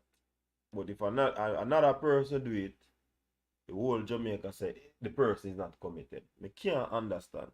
Oh no, I understand that. It's what we call the bias in us, right? Which is the support can say and do anything they want, others do it, and the problem with it, especially in Havana, Jamaica. Some player decided that, I don't want to commit my future now, and get beaten. This player said something which say, you know what? And post my top career, never have no national thing. And frankly, I support the player in doing that. And player, I mean, you don't know me from Adam, but if you don't want to play for the national team, please don't. Play for your club team, and I hope you're successful and do really well. Score a ton of goal, get all notoriety you get. You're more known than Jamaica. Jamaica can't do nothing for you. Do your thing, man. Do your thing. Don't let people persuade you to come back. Nah, if I think about it, I'm definitely serious. After 30 games, I've seen enough. It's a big enough sample size to say, you know what? Maybe you should stay with the club team. You've been brilliant for your club this year. You were not that good last year. You got a lot of victory last year. You didn't kill you. By the way, you know what? I didn't hear you kill you after beat the people, you know. You beat them last year, when you get beaten, you know. But the command them who come from here, you can beat up, and them I get the hard time, and then you push back on. So, because them can't do nothing for you. And Aston Villa can. And I think one should always make sure life is fair where you go where you reach the benefits. So if you don't want to play the national team, I have no problem with that. But seen enough of you to say, who cares?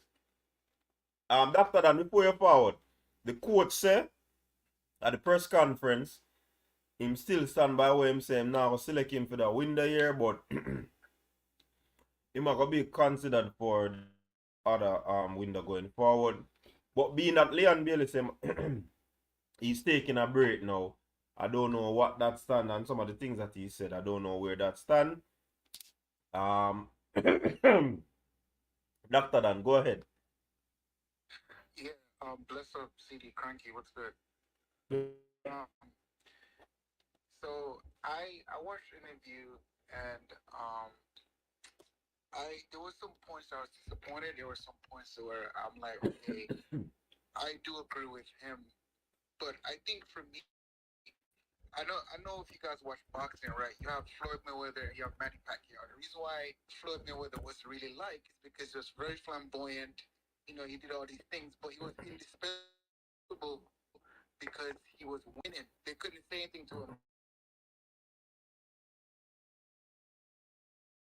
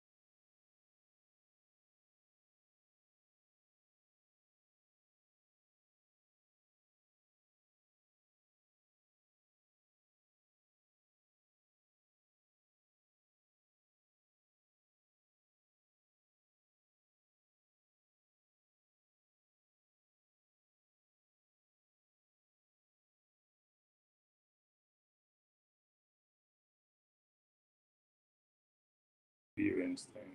No man, it's still on. See it? Yeah. Dr. Dan, go ahead. Oh, you put it on your phone. Mm. So I was just Hold saying. on, you're low though, you know. You have to speak louder because I Yeah, can you hear me now? Am I loud? Am I Put loud? it on speaker. hold on.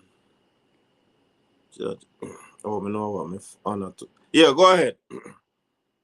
Yeah. So I was just saying, just to comment. I watched the interview and I was a little bit like kind of disappointed because I've watched him pretty much all season in Aston Villa, and I think I think his handlers is the reason is kind of the reason what's going on because I remember when he was first supposed to play for the team, there was going this back and forth how you know his handlers wanted these rules, they wanted all these sort of things to happen. He finally came and played, didn't really perform like I expected, which is fine. But to him, he was also saying that it's the feel, it's the feel, it's the feel. He did the first interview, and I think the first interview, a lot of things that he said in the first interview, he's kind of said it this time, but in a different way. So it wasn't much things that he was saying, but I just don't believe that he should have came out in that manner and tried to discredit Jeff. A lot of players I know, I have some players, international players, and they also said that they pay for their own ticket, they share rooms. It's a normal thing. Like I think my big as well is I think JFK needs to just let the player go. If you remember last year, Ronaldo was a top scorer at Man U. He came out, did an interview. Ten Hag said, "I'm not gonna work with him anymore." He went to the owners. They got rid of him. Right? Big superstar. I think my argument is that just move on from the player and then just try to work with everybody we have because he hasn't even to me. I'm looking at the stat right now. He hasn't performed much on the field. You know what I mean? He hasn't. This output is not as much as it's supposed to be. So he's not indispensable. So I mean, that's what I would have done. You know what I mean? All right. That's it you want to share? Yeah. All right, big up Dr. Dan. All right, so we'll take a few more calls, people. Yeah, man. So call in.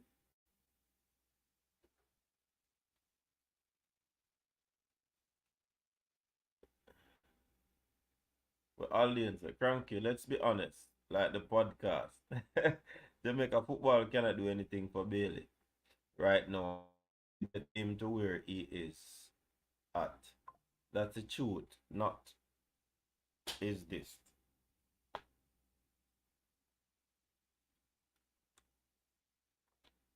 I don't really understand that, but I kind of understand him. No, I know what he's saying. Huh? I think I understand. You understand what I'm saying? He's bigger than Jamaica, can't do nothing to be because bigger than Jamaica. That's how we interpret it. All Or right. not bigger than Jamaica, but they can't do anything for him. He got to where he got to without Jamaica's help. So, and as I said before, I think if you can't do anything for him and it's hurting his image, then don't play. He'd be missed by his fans, and I emphasize his fans, like yourself. Don't play. The country gonna hurt your image, hurt your profile, hurt your pocket. Do not play. Can't do anything for you. Don't play. Cranky, this is your call. Who's this? We are here. Is he really gonna go there tonight? I comment buy your ticket or send your guy Texas. Make some little broke people I comment go your attention, them a look, make them pay to read them comment. If a brain drain a real ball, I said, no take me call, you don't take. Don't you stop your stop give some little broke people highlight to come here and text 100 times and call up, you forget attention. No, but over here. the people in that area. Some of them look over here.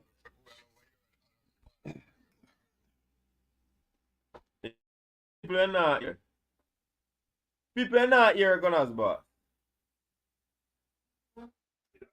Gunners boss. Gunners boss. Hear me now. Me no want certain name call for my program, brother. You see me I say? Hear me I say, you gonna listen to me. Else me I gonna hang up the phone. No, hold on. Gunners boss, just listen, man. We hear everything what you said before, you know. There are many ways. Listen to me. No, but more you listen to me, because every time I try to talk, you cut me. Hear what me I say?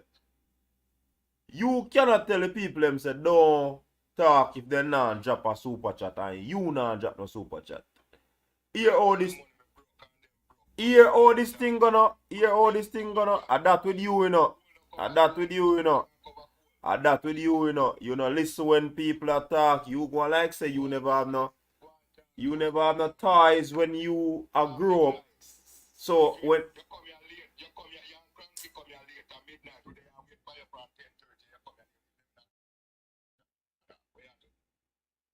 alright, go on talk. You're DJ there. Yo, so it's me can't alright. Me ban you, you know.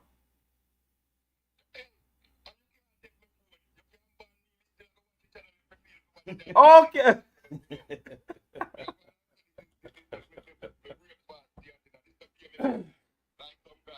But what me I say, Gunners boss? Alright, we hear what you say. You can't listen to what me I say?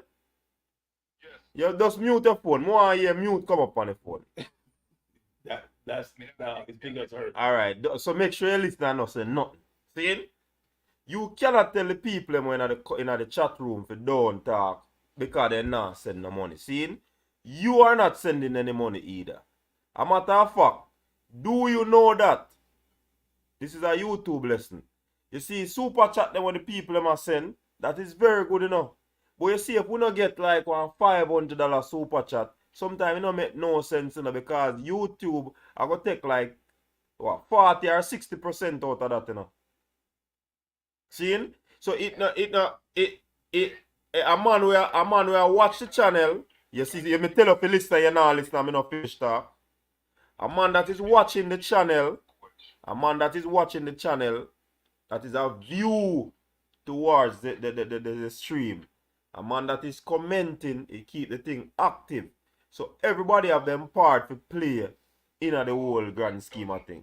It doesn't take when them come here live and when they got 2 3 that 2 years but they don't begin. I'm the only one who's been active in here. I'm the only one driving algorithm because some of these boys don't know how to handle you. And them you have shine. Hang up on when you're ready at 12 o'clock at night now. So you can hang up with it. At 12 o'clock already? Can't pass the bedtime, Gunners boss, and your own. And then when they have time up in here, I'm don't talk about the idea to be like that. I cannot be like that to the end of your phone. And I will call back the next show if I feel like it. So what you say about Leon? We still are listening, you know. Are your hosting period now? Go on. Take it.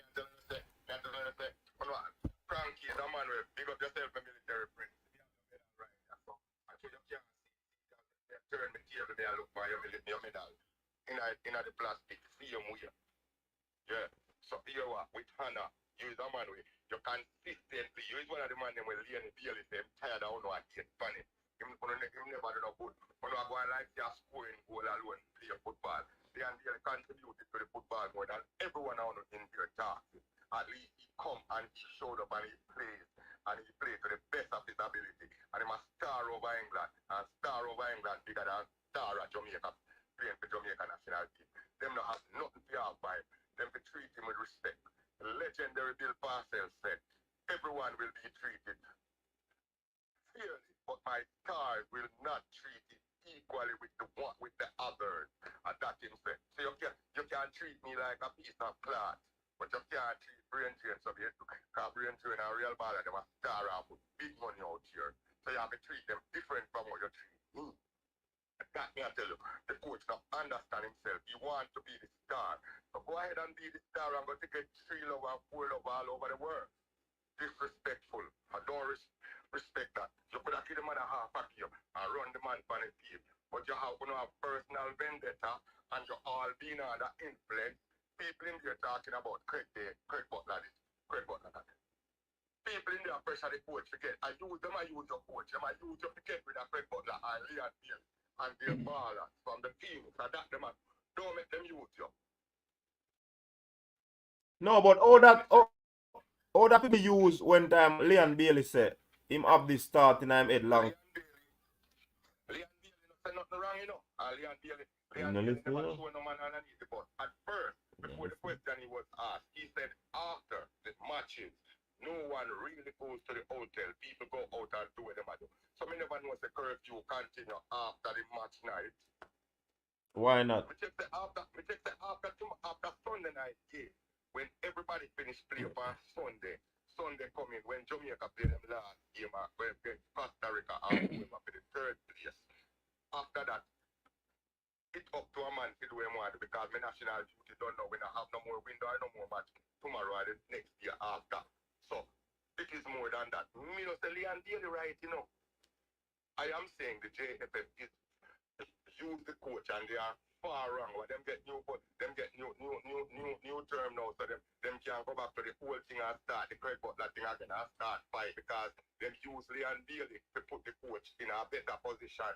Why you never, since it come from Canada game, why you never suspend him over there? Why you wait till now? Because you already put your foot through the door? You know something, Gunners boss? I have heard, at least the MAGA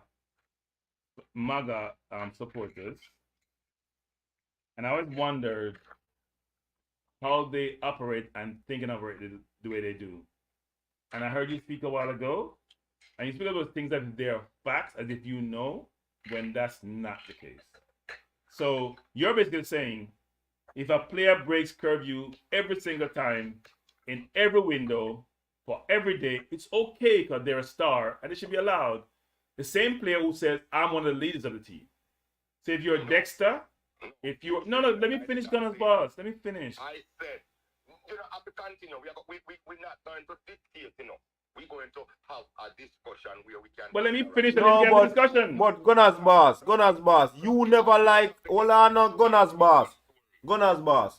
You don't like when people attack. Once you hear one, you have to start butting at the conversation and not make the person name finish. Me like to interact. Me don't like to sit down and listen nothing away. No, but you can't just interrupt. You see me I talk about? You cannot just interrupt somebody's conversation when you're not going to hear the point where a person make. But the point where I make first of all it start out wrong because he's saying what I did not say. So I have to interrupt him. I did not say it. So here what you do. Take your pen and make note. And so debate go. And then when you get your chance to talk, relax, man. What you mean? Alright. So you alone want to talk then. Go on talk. Monologue. Go on talk. Because you don't have feelings because me I defend the ball. I come here earlier on a little joke after me there wait so long and I say, yes, you and Crank, you don't sound like a spokesman, like them saying no out to become clean up, you don't sound like relations manager for them. You know, do a great job at public Yeah, we are Gunner's boss. Gunner's boss, just like the people at Villa, who is I need to apologize to. They think they're trying to support the JFF. People at Villa trying to JFF. Those people at Villa, they're trying to support the JFF. Who believe that they were dissed. They're trying to clean up things to support the JFF also. Gunner's boss. I'm sure they'll do that. So Gunner's boss, hold on now. And I think it's a good thing for you to go. all right. Go on Go your on your bed. Go on your bed. Go on your bed. Go on your bed. Go on your bed. No, you don't say I go on your bed. We don't want you where you want to tell me, Gunner's boss. We don't want to hear it. We don't want to hear it. Seriously, we don't want to hear it. Seriously. Gunner's boss now have You have no said enough. secret for me, man. You have Man. said enough. You No, have said nobody on YouTube now no secret for me. You have said enough, Gunner's boss. You have said enough. We don't want you no more for you. Nobody now. Seriously, brother. Have a good night. Enjoy. He Bye. gone long time, Bye. man. He gone long time. You just... Record about you. Nobody now have no secret for me on YouTube. So, you can say what you want to say. No secret for me. What you say? Blessings in the Yourself. first time we are called, but we are original listener. Alright, bless up yourself. Bless up. Because Cranky said, most of what me have to say. You understand? But the Leon there, see, I just want to put my like, 2 cents inside it. I hold for money off a deposit still in a 2 cents there, so little bit. Let's step it up, man. I don't start there, start. Alright. Yeah. The thing is, here is a youth already, officially. Big baller, Aston Villa General. Really, me think, interview-wise, me think he might get a beat in this. When him go for an interview, one time him overtalk, and him end up mess up himself. You understand? Even, why me say that, even with the Sky Sports vibes, you hear that? You hear the vibe the Sky Sports bring off?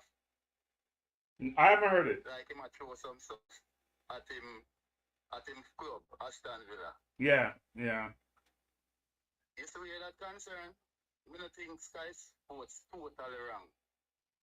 I didn't hear the Sky Sports interview. No. But I heard the part of Talk Sports. They're wrong. Well, Them wrong, man. Because based on how him answer a question, yeah. Aston Villa manager now, and the Brethren asked him 2 questions. Were connected to him having a desire to go to other clubs. One of the answer we him give, him say him can't answer.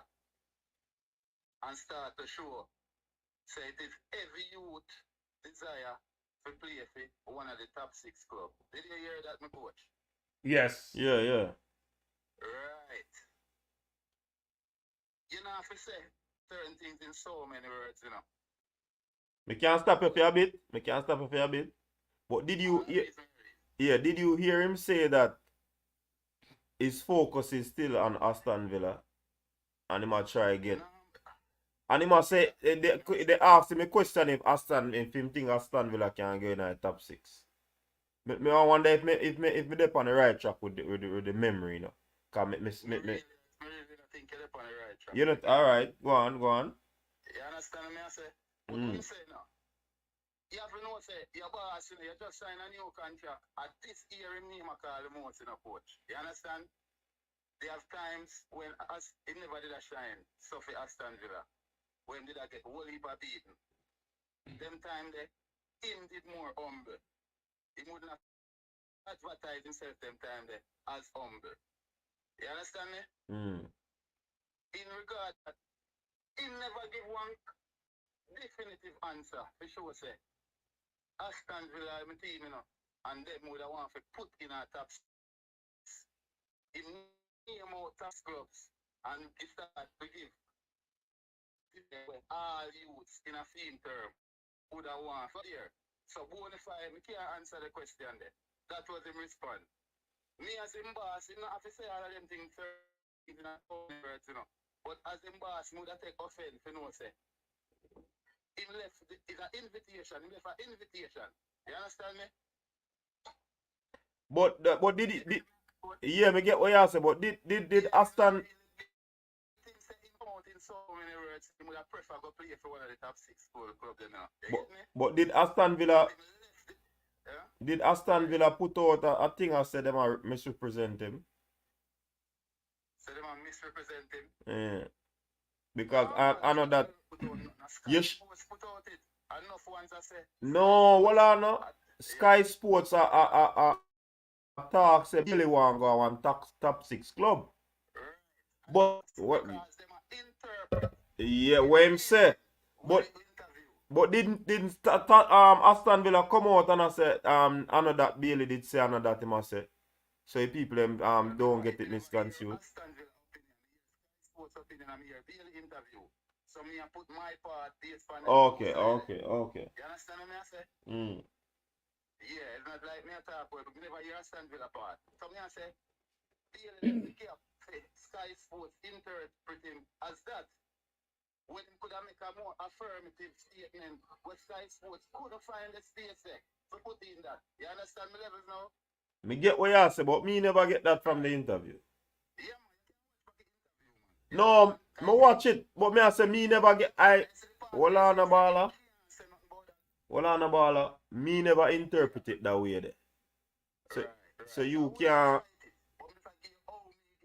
No. Sports could have can't get a blame to interpret it the way because you could have make a statement, you know. No, but you know, but me, I was beating Sky Sports for trying to make something out of something we never did it. Or them a twist up him argument. Me I beat them. Me I beat them, Pete. Yeah.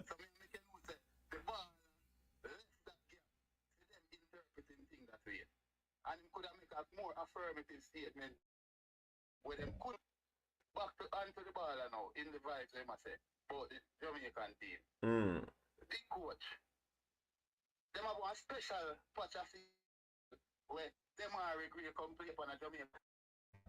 I already see him feel where you can't pass the ball. No, I think there is. He plays on the left side and it's probably better. The grass is on the right side, the grass is not well situated. Nice cranky. Before you come with. But that you get my point. Yeah. What exclusive to Leon Daly in I'm complain? That's how me I try to figure out. What's so exclusive to Leon Daly? The ground staff would have check him for a thing and him have to do a thing for them. It affect him play in a film interpretation. You get me? At Jamaica this, we have a hustling mentality. Who to tell us a ground staff now link Bobby Reed and Mikel?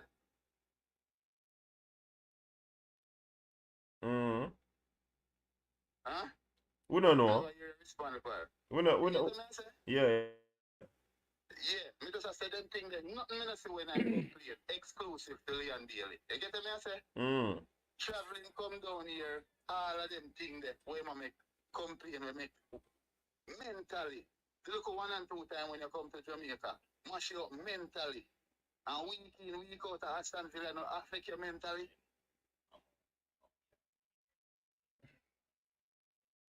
Yeah, man, coach? Yeah, man, me I listen to you, man. Yeah, man. Catch you. Yeah, everyone catch you. Me not really. I work with the fun, you know. Yeah. Well, Carla, we appreciate the program. We appreciate the call and your perspective. Actually, look, everybody's perspective is important because we shouldn't all think the same way. There are people who are supporters in the player's camp, no matter what he does. There are people sometimes vice versa. I've been called out tonight by Gunners Boss and Aldane as a Bailey hater. And Minzy can tell you, nobody criticized Hector more than I did when he played previously. And then subsequent to that, I'm one of the biggest Hector supporters because all I focus on is performance. As I said before, he's a man with balls. Yeah. You get me? Yeah. You don't do things because you want to secure an interview 2 years' time or 6 months' time and them way. That's how me interpret you. Yeah. Mr. Cranky.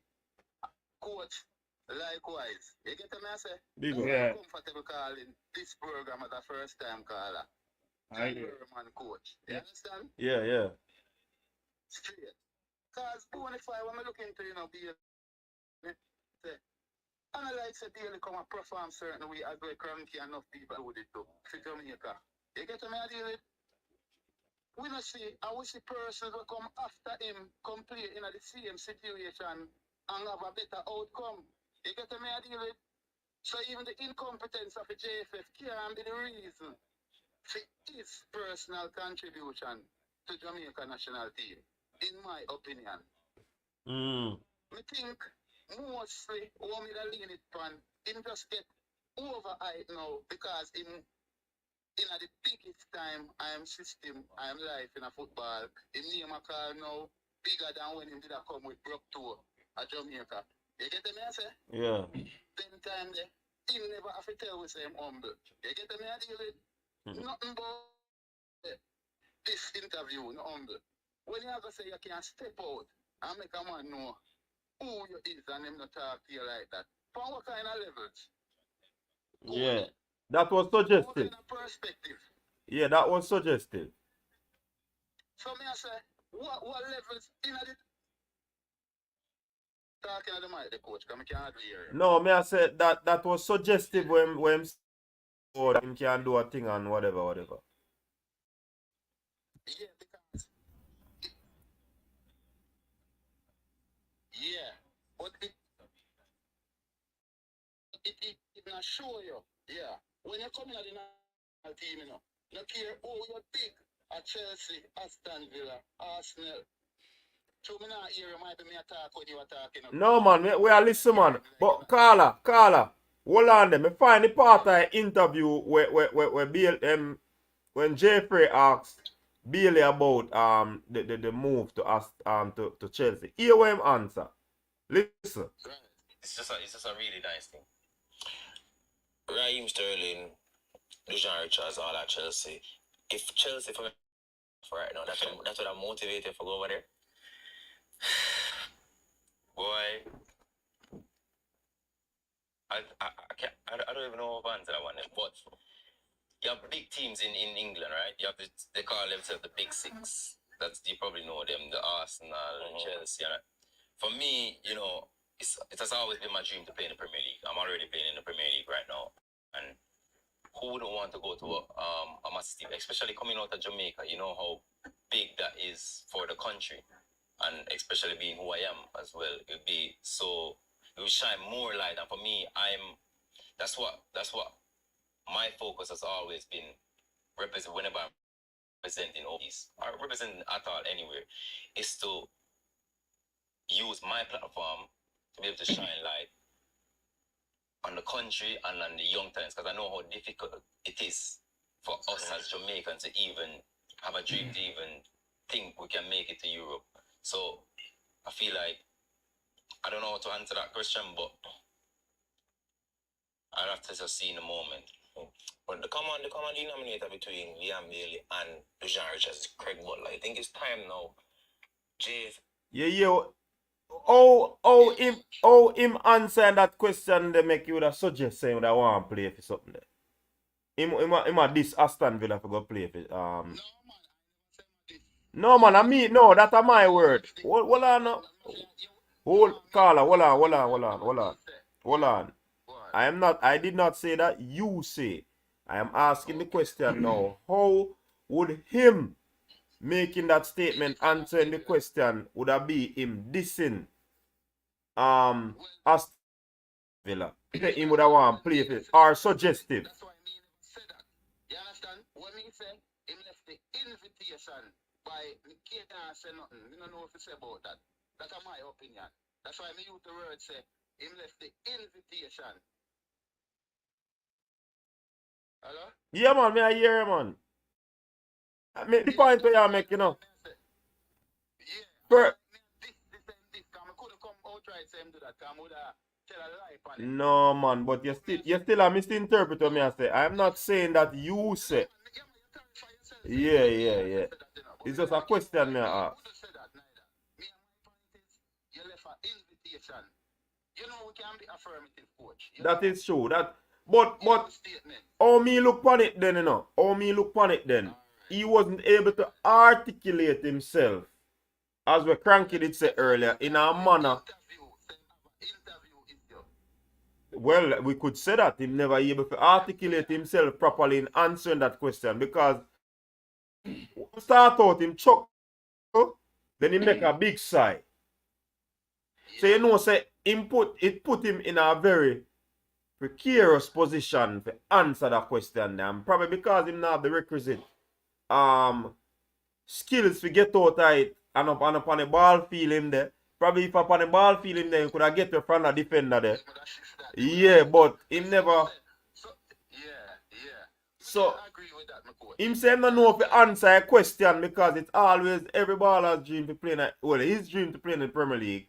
And him even though I'm playing at the Premier League, it's still not a bad idea to play for a big club. He mentioned 2 club names. And at the big 6 them he mentioned, and he never mentioned Aston Villa.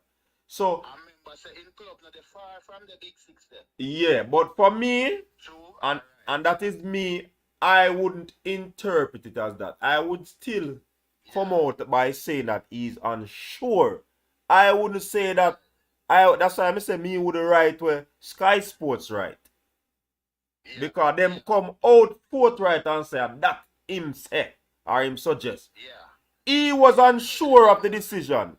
He was unsure because of him sigh and him chuckle and everything in a one. That guy sports get from him too. You're unsure. So when you're unsure, it can be either A or B, correct? No, but him still not definitively. Well, you could have said that. Yeah. So somebody can go with. Somebody can take whatever they want, take from it, because you left the invitation there. Yeah, Carla. You get them? Yeah. Carla. Come definitive, you know. Yeah. But me understand why a person with an agenda then, news media. Yes. No, guys, no, Carla. Because you left it there, so. I am. You understand me? I deal with. Well, on Cranky wants a peace side argument. Carla, that's not how it works in the UK. That's not how it works in the Europe period. If you don't definitively says, no, I am happy at Villa.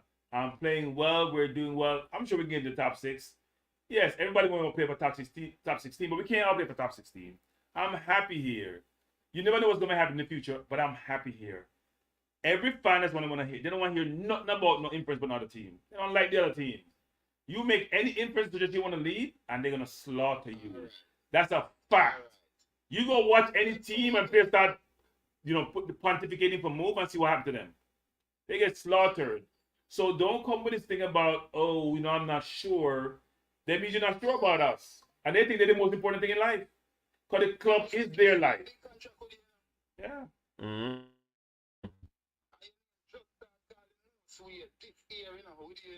You left all of them loophole for anyone take it anywhere.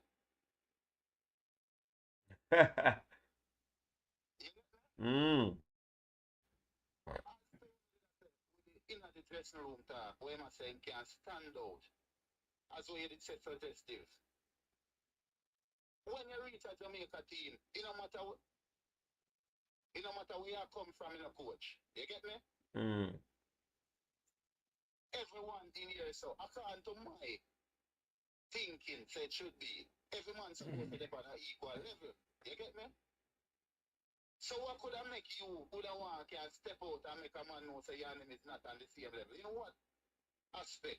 In an Aston Villa aspect or in a reggae boy aspect. Because up to now you still not prove yourself in a reggae boy. So you're the top tier. But the man say everybody in the world know him. I am Leon Bailey. I am Leon Bailey. You see the hype when me tell you that really I mess him up. No. When the king could have come deal with the reggae boy team, them way. You understand? The hype there. Everybody know him, everybody know Bob Marley. They get to me and say, what Jamaica can do for you? I never hear enough big parlor come in a club. In a Jamaica team. I never hear them talk them the type of way there. For your homegrown Jamaican youth. We are come find some issues where I find some like a silly one coming. Come to Jamaica. An English ball will come in. Issues. It not sound like a grassroots youth. Tell him I go tell us him could have step out and tell a man who him is and don't that. And what kind of aspect and what kind of level? Because your personal achievement in your profession out the road or in the reggae boy team. It's a hyper mess up daily, man.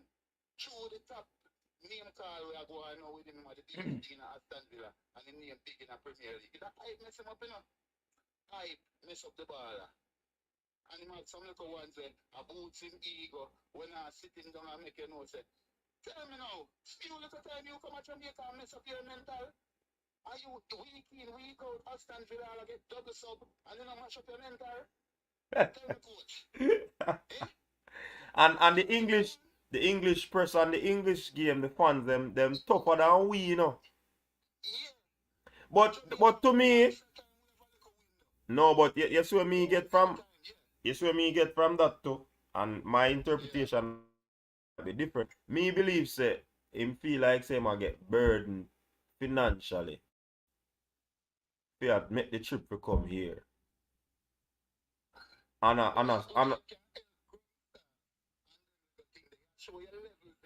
Yeah, but apparently, bossy, listen me. You see if me do something for you, it no matter what forum me get. Now come talk to me do it. And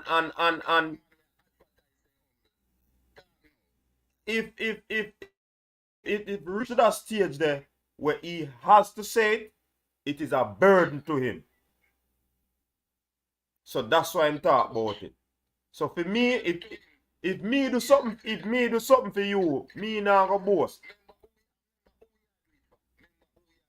Yeah. Me not go do no. Exactly. So me if he say it become a burden for him financially for every time him come.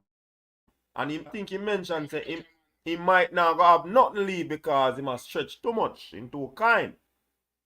You see me I say? So I know him alone I come down to Jamaica. Don't some man them say no. I know him alone me think them a check. me no Say no, say no. Him can't say no. I don't know change for a reggae boy problem. I don't see about slander reggae boys because he has stretch of food. Give some little man every time they see they know you're general. They know how much you get a week. I start Jamaica Tana. Yeah, we there, you know. We pray every little thing. We have a hustling mentality. We know you're general and you're rich. So okay, when I get my thing small, if I can get an extra $100.50 from Bailey, it work.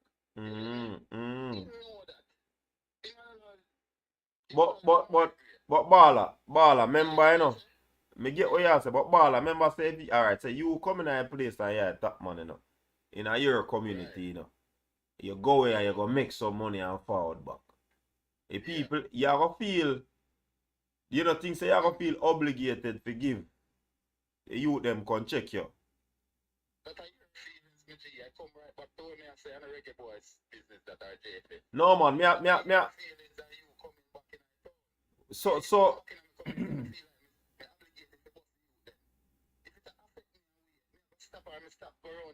So no, that's why the man come, brother. You see, you get the point now.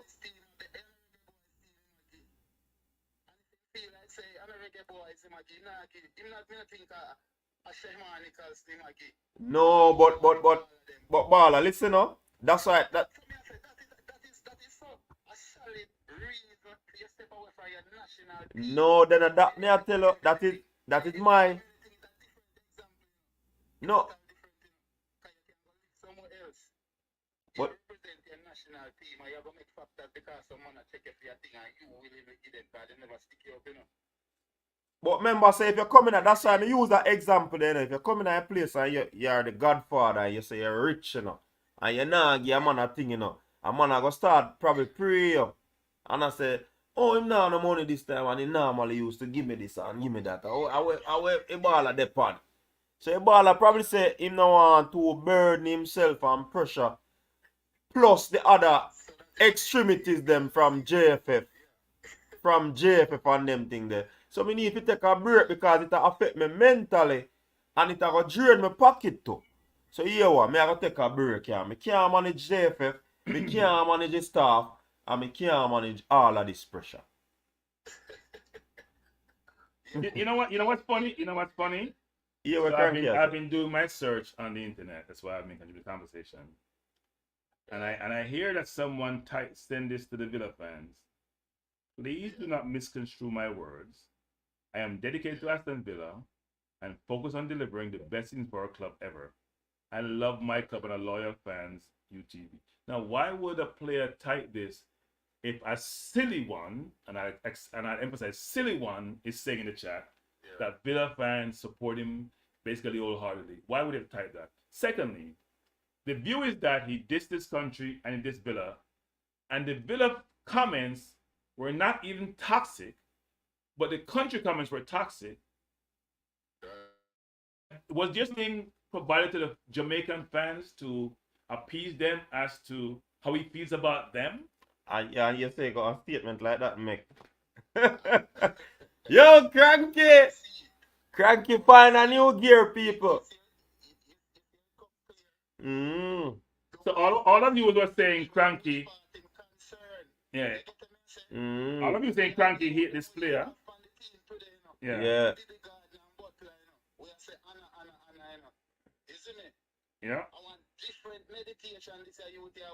Yeah, but look for the twist now. Carl and Cranky, look for the twist. I don't know, say me try to bring a semblance of balance to the thing, you know. Who am I make the more bricks from? Who am everyday boss? Aston Villa. Alright. Exactly. So who feel more obligated to appease? No most Aston Villa. So when him come out with a comment like that, him have to ensure say him in the good book of the Aston Villa fans. Because him know if them get off. Very good. Okay. So that's why. Honorable to your country. Mm. Then the situation show where you really come from. You get me, I say? Got 3 steps down the line now from all after the Trinidad game and some other little you see get some holy attack and them show you when to and who in the link and when to. And Still wants to take the Villa page. This is Leon Bailey. You're supposed to come look for Leon Bailey and tell him so you're not going to pick him next week. Yeah, yeah. Because of him a Leon Bailey. Not deal with the personal achievement, him and him not deal with the achievement as a reggae boy. Because in the reggae boy camp with your perform, you know reach the status there. You get me, I say? Because you don't perform to the status there. You see me? But you think yourself bigger than the team. So you can't come and say, oh, you jump on Leon Bailey and I tell him say you're not picking next week. You get me, I say? But if you accept the real position where the man are pushing a coach as much as we love him, you know. That's why I like bars in the middle. I'm reasoning, you know, when I come for Yeah. But just the real of the position in the sense we are going like a liar and I try protect. Yeah. But you see the thing about the caller? Yeah.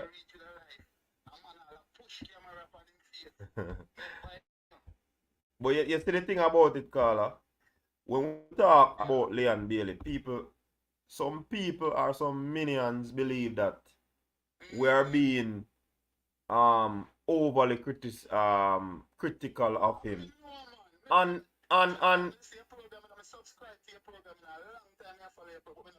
yeah.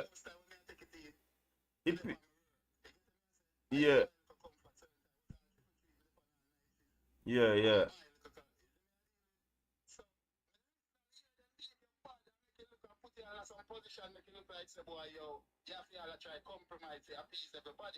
No, but me.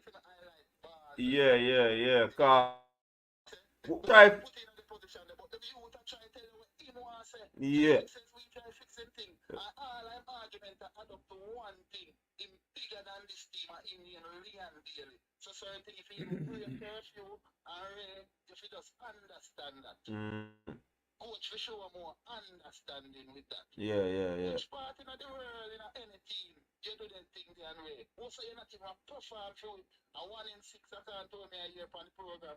Yo, let me tell you this. You You see, hear them volume there from some guy who perform even more than no, you. no, but you see when you talk about them thing and all, Bala, the problem is that people think say you hate Leon Bailey. Why when people talk truth? If people if people are discuss who's the better baller, Cristiano Ronaldo versus Messi, the lovers of Cristiano Ronaldo are gonna say things for no for don't make seeing. But the problem is that when Leon Bailey don't play well, which he admittedly say for the country as Villa, and him give the reasons why, people are going to talk about him not playing well for the country. Once you're a superstar, and let me tell you this, people understand this. You see the Prime Minister, you see the opposition leader, the artists, them, you see pastors, no YouTubers, teachers, police, all of these people we would see basically in a scene at a particular level in the public sphere. Them are gonna be criticized. People criticize me. You think so me can come and stand and go like me thin skin? You think Cranky can come and go like him thin skin? You have to be tough for this. Once you are bigger, you have to be tough. Of course. You know, that one set of fans, you are trying to build a reputation as a justified present on the program. We deal with clear, justify analysis. And we need to get rid of that point, that argument. Yeah. If me and you have a conversation and we disagree on point, me bad mind, me a idiot, me a this, Jamaicans need to elevate. Yeah, we need to elevate the thought process. Get some new vocabulary words, man, and stop with this bad mind, you know, like. It's garbage. Don't make them sue here, coach. Don't make them sue here with them tongue there. You raise the bar upon them. You understand me, coach? There's no bad mind in it. Remember me say no. Me say, alright, we are talk to Ricardo Baby Gardner today, and me I say in kick we me some foot. See? And Baby say, boy, you know, kick we foot or this and that. Come. And me say, baby, you sure say you not be political? Me ask him that on the spot. And I mean say, me now. Exactly. That's why they even can't miss him go a World Cup even though never in the thing. Because miss him was not bad baller. You get me I say? So me said that if you say he try to be objective. But it's the people that like when you be objective and speak from both sides. Me not gonna be like Cranky with talks at 3 side and at 2 side me know. There's nothing wrong being humble when you're wrong enough. There's nothing humble when you're wrong. You gotta work on that. You gotta work on that. Yeah, man. Yeah, man. So what the man name? Slice and Dice. You know, me know about all of them called Slice, but we know the thing. Big up yourself. Bless up, man. Bless up. Thanks for calling. Yeah. I real talk, people. This bad mind argument, bad mind, you this and that. We need to elevate ourselves. We're in the 21st century where we are go, man. Jamaicans, why we still have the argument there? Why we still have that thought there? So let me just say something, people, because I'm reading the comments. It's silly when I got his boss. When his boss say, "Man, rattling me." Why? We can't even answer that. Got his boss, sometimes we have to just ignore the comment because I tell a star. It's difficult. I remember a player missing a goal in a game and actually crying for their club team. Tears. And a Gonga for, I'm not gonna miss his name. Say he couldn't understand why the player was crying. I've never seen a player, that same player, cry when he missed goals for his national team, and I've seen him miss a lot of easy goals. Never seen him even look perturbed. He cried for his club team, never been perturbed for his national team. Matt, what's your point, Cranky? You respect certain environment in others, you don't really care that much.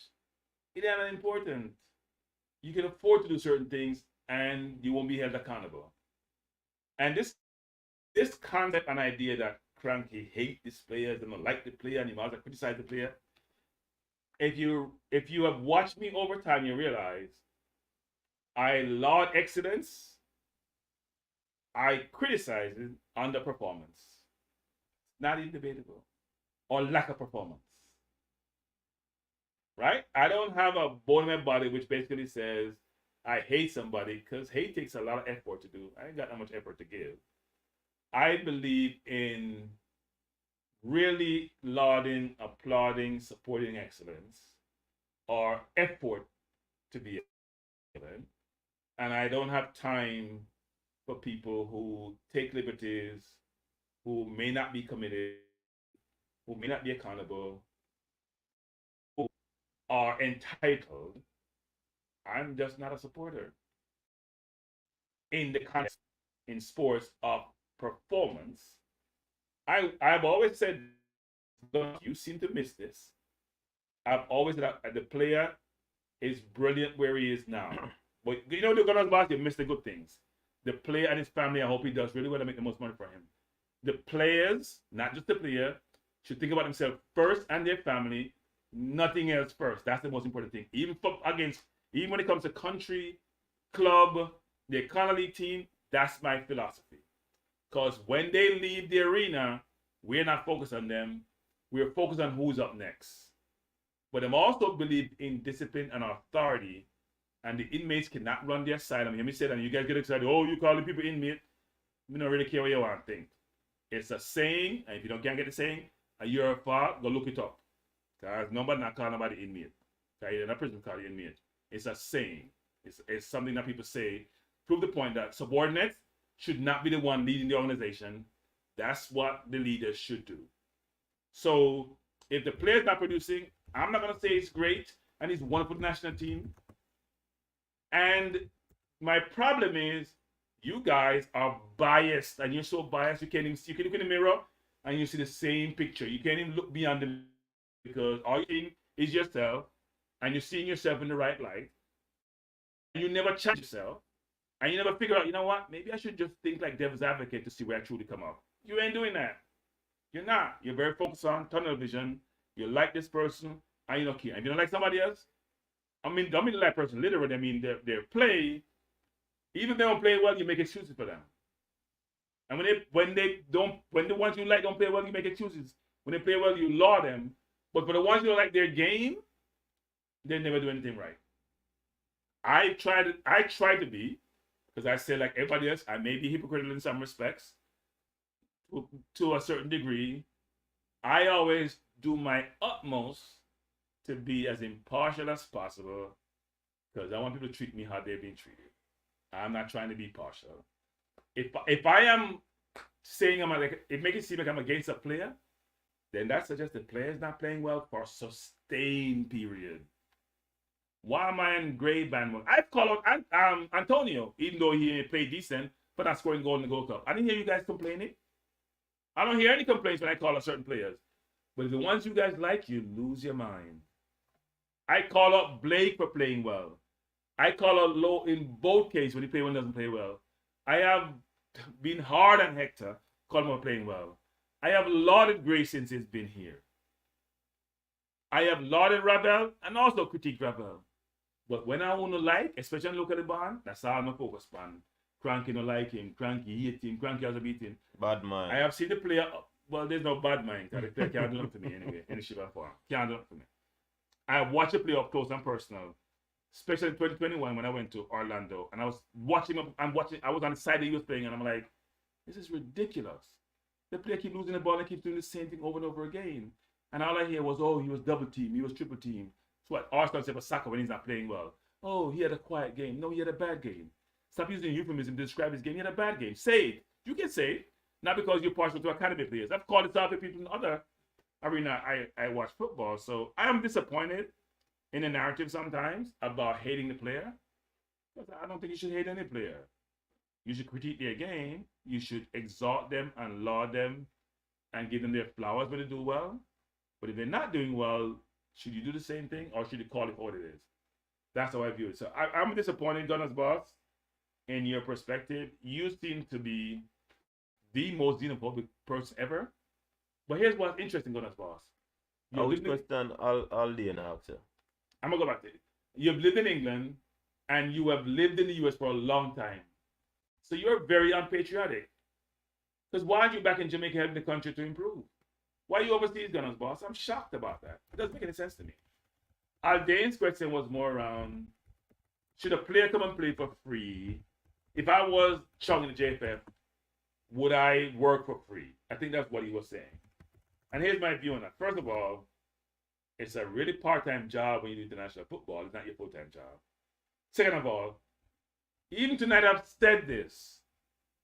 Even if you're a billionaire, I've said this, Aldane, so you just listen to what you want to listen to. If somebody owe you money, they should pay you. But most players, unless they're not making any money who play international football, doesn't play for the money. They play for love of country. And they get something out of it. It may not be monetarily, they get a lot of it. They get praise, they get to be associated with the people in the country. They have to provide the people with some relief from their daily life, especially when they play well. They get a lot out of it. A person who make it, a billionaire give you money to charity, they don't get anything out of it, they get something out of it. They may do it even anonymously, they get the pleasure of knowing they're giving back because they know they've done well, and they want to give back. They get that pleasure as a person to know they've given back to help people who are less fortunate. So we get something out of it. It may not be tangible, it may not be obvious, but we know what we get out of it. People who play for their country, that's the best thing they can ever do for a lot of people. Some like Ben White doesn't want to play for their country. They don't want the other things that come with it. I've said it. If a player don't want to play for Jamaica, player do what's best for you and your family. Don't let anybody convince you otherwise. And I've also said this. If he doesn't play, I don't care.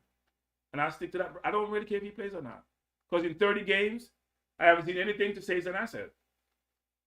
So because you're brilliant in one place, and when you play for my country, you're not brilliant, I ask my question, why? You say it's the field, you say it's the traveling, and I say there's 22 other players who go through the same thing you go through, so why don't they have the same complaint? And some of them, like Blake, who was playing for years, are always producing. Low, ridiculous patriotic, as that proper JFF, most time produces. Gray coming here, produces. Antonio, sometimes produce. Pinup, most time produce. So I don't get the narrative that you guys are espousing about some of these things because it makes sense to me. And at the end of the day, we talk about this a lot tonight because it's international. It's not even local news, it's international news. Mm-hmm. International news all over the airwaves. And the player said it himself. Anywhere he goes, people know him. But I want if he knows that everywhere he goes, people hear him. Or from where he sits, people are hearing him. Hey, drawing their own views. Hey, JFF is broke, so please help Speed and Chunk to get the JFF back in order. Gunners boss, Ricardo Gardner and Freddie said that it is both patriotic and a job. So you have to, remember, so you put pen to paper. So I believe that once they work, you have to give them them money where you and them agree. And I like you just call a man and say, yo, come play some ball. No. You sit around table, you negotiate, and you come up with a figure. Oh, big up Jeremy. Jeremy look like him rich, Yankee. Yeah, man. Big up Jeremy. Jeremy and his adventures. So, one make decision for money to be involved, them forget them pay. One, if they never make that decision there, then we could have a different conversation about patriotism. But the man them say, alright, when you come, you get $5,000 for match fee, $200 for per day per game. Make me get it. Me believe say if you get your pay, right? Because of that you agree upon. But if the JFF don't have the money to pay, I believe that they should communicate this to the player.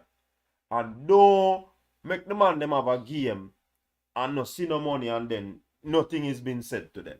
And you constantly hold them out, hold them out. Me not like that part of it. That is bad. Stefan writes, coach, since Bailey is one of the leaders in the team, have any of the other leaders come out with these same issues? No. They tell us that the ball of them not really like the whole setting, and nobody not really talk about it, but we hear things otherwise. Is the man say? I've said it 101 times. Bailey needs better counseling around him. We're sometimes only as good as our surroundings and those who have our best interest at heart, and those who will critique us and try to make us better, who will tell us the truth. If you have a bunch of people around you who are yes people, I was only advocating for you, but then also not providing you with transparency and clarity and frankness and honesty, then they're only going to feed a certain narrative to you, and you're going to take that and run with it. Really, they'd be clear and transparent, and that may not be the case. So I do think your counsel around you, your sports people around you, those who be your best interests, should be good advisors and helping you grow, develop, and enhance who you are holistically. I'm not sure that's happening. And if I was a person who's advising him, I would not allow him to present an interview like he did. I would have actually made sure those questions were pre-prepared and that I had a chance to review those questions and assess them and make sure we're not getting something in hot water. That's what good advisors do. A lot of times people do interview, even not much in YouTube forum, they manage the interview. You go to a certain environment, you go on a panel, for example. I used to do a panel discussion in corporate environment. Sometimes we get pre-prepared questions. I did one in Orlando last year. We make sure we get all the questions. We look through the questions. We want to make sure certain things get communicated to the public, but also want to make sure you can manage the difficult questions. Because sometimes some people can think on their feet. They can handle things they can be impromptu in their response in such a manner to make sure they're clear, what they're saying will be well received. It's not going to create challenging situations for them. His handlers should better manage those situations. You know what I talk about to Cranky, and I was surprised if people watch the show and I spoke about it the first time. You hear what I was kind of skeptical about the interview part of it, camera up in her face, because since I've been following the Reggae Boys, then Leon Bailey started playing for the team and thing. I'm a go around the team. Leon Bailey is one of the coolest when it come on to being friendly towards the fans around. I didn't know that was a problem. Right. Of people coming up to him and say, yo, Baller, give me a picture now, or put up, can get an interview, Leon. And him say yes. So me never know so that is a problem. Or that was a problem. So me kind of have a little, thought process about that part of it. Me never know so that was so challenging that him basically would have request something like that of the federation, because me I come up in front time with camera and put up in a face. I mean, I say me alone, because I've seen the traditional media is there and they ask him and he did not decline. I think that's deflection on the handler's You part. get what I said? I spoke to somebody yesterday who said they speak to him, they know him well, they have known him, and they were not happy about the interview. They thought it could only have gone one direction. It didn't come across well. They were perturbed at the whole thing. I think use the word perturbed. They're perturbed at it because they think it didn't add any value, and they couldn't understand why it went the way they did. Yeah, me just see Bailey as a cool baller. And the hype thing when people are saying, me never see him as being hype. Yeah, because no, and the person said the same thing after. The person said the same thing, which is a really nice person. Exactly. A Leon really is cool a cool person, youth. great person to engage with. He's not going to give a face. Yeah. Me see people go around him and ask him for photos, ask him for interview him. Leon Bailey has never shied away from that. Never. I don't ask some other people, them say, yo, me can't do it, and or if them can't do it, yo, you have 2 minutes or whatever. Leon Bailey has never done that. So I'm surprised to even hear the people ever call him hype. But it's funny because I saw Damien on Wednesday and I said, hey Damien, want a picture? I mean, those things about me, I was criticize you. And Damien said, we're not talking about my youth, no go so. Come take the picture, my youth. Well, not deal with anything there. I say, no, but now, you know, well, because you criticize XYZ. And I was smiling thinking, sometimes, you know, the public persona may not reflect who the person is, right? That's understandable. Having said that, I think the handlers, because to me, somebody's 26, 27 is still young. They may be young in that environment, even though they are grown up in terms of football. They may be great football players, but the part of it where you do interviews, you have to manage every single word you said, your experience at doing it. They may not be as mature in that as they should be. And what they're saying, when I think it was when Bunny Shaw says what she said about crowdfunding or whatever it was, and she said, people are saying, not what she said, people are saying that's not what she meant. And I was saying, but that's what comes across. What you say is what you say. You can't say that's not what you meant, because that's not what you said. It was clear as day.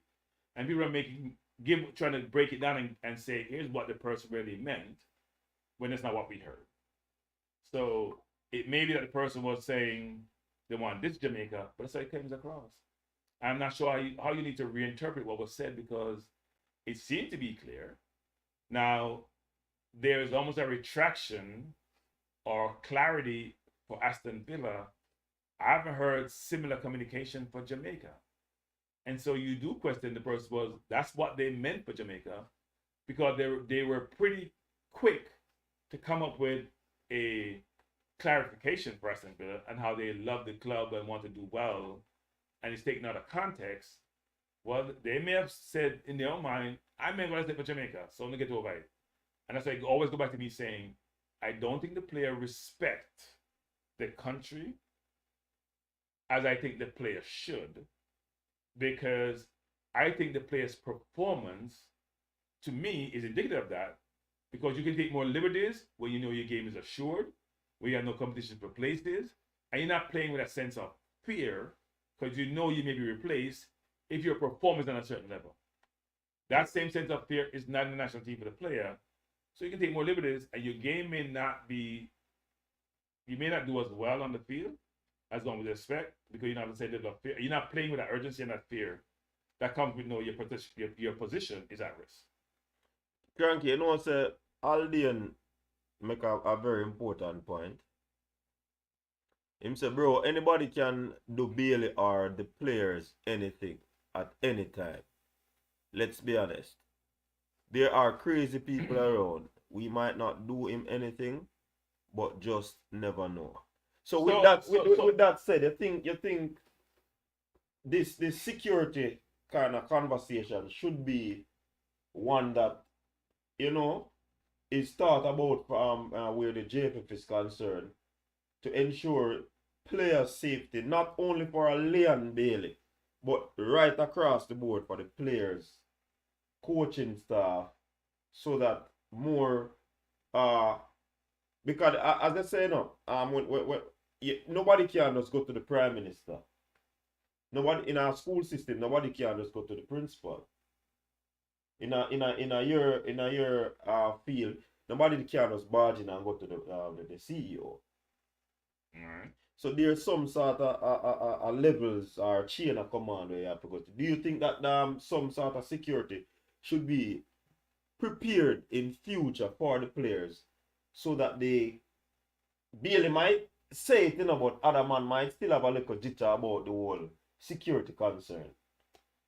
Look, I mean, you can take either side of this, right? You can say, look, in an environment like this, and we see this in tennis. Monica Seles was the perfect example who got stabbed by a deranged fan, right? We see it in music where, what was the name of the Mexican girl that got killed by someone stalking her? We see stalkers all the time.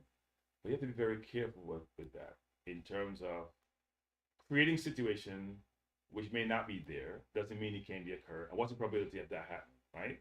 So do Arsenal players have security when they're going home from games, or do just in their cars and fans come up to get things signed, right?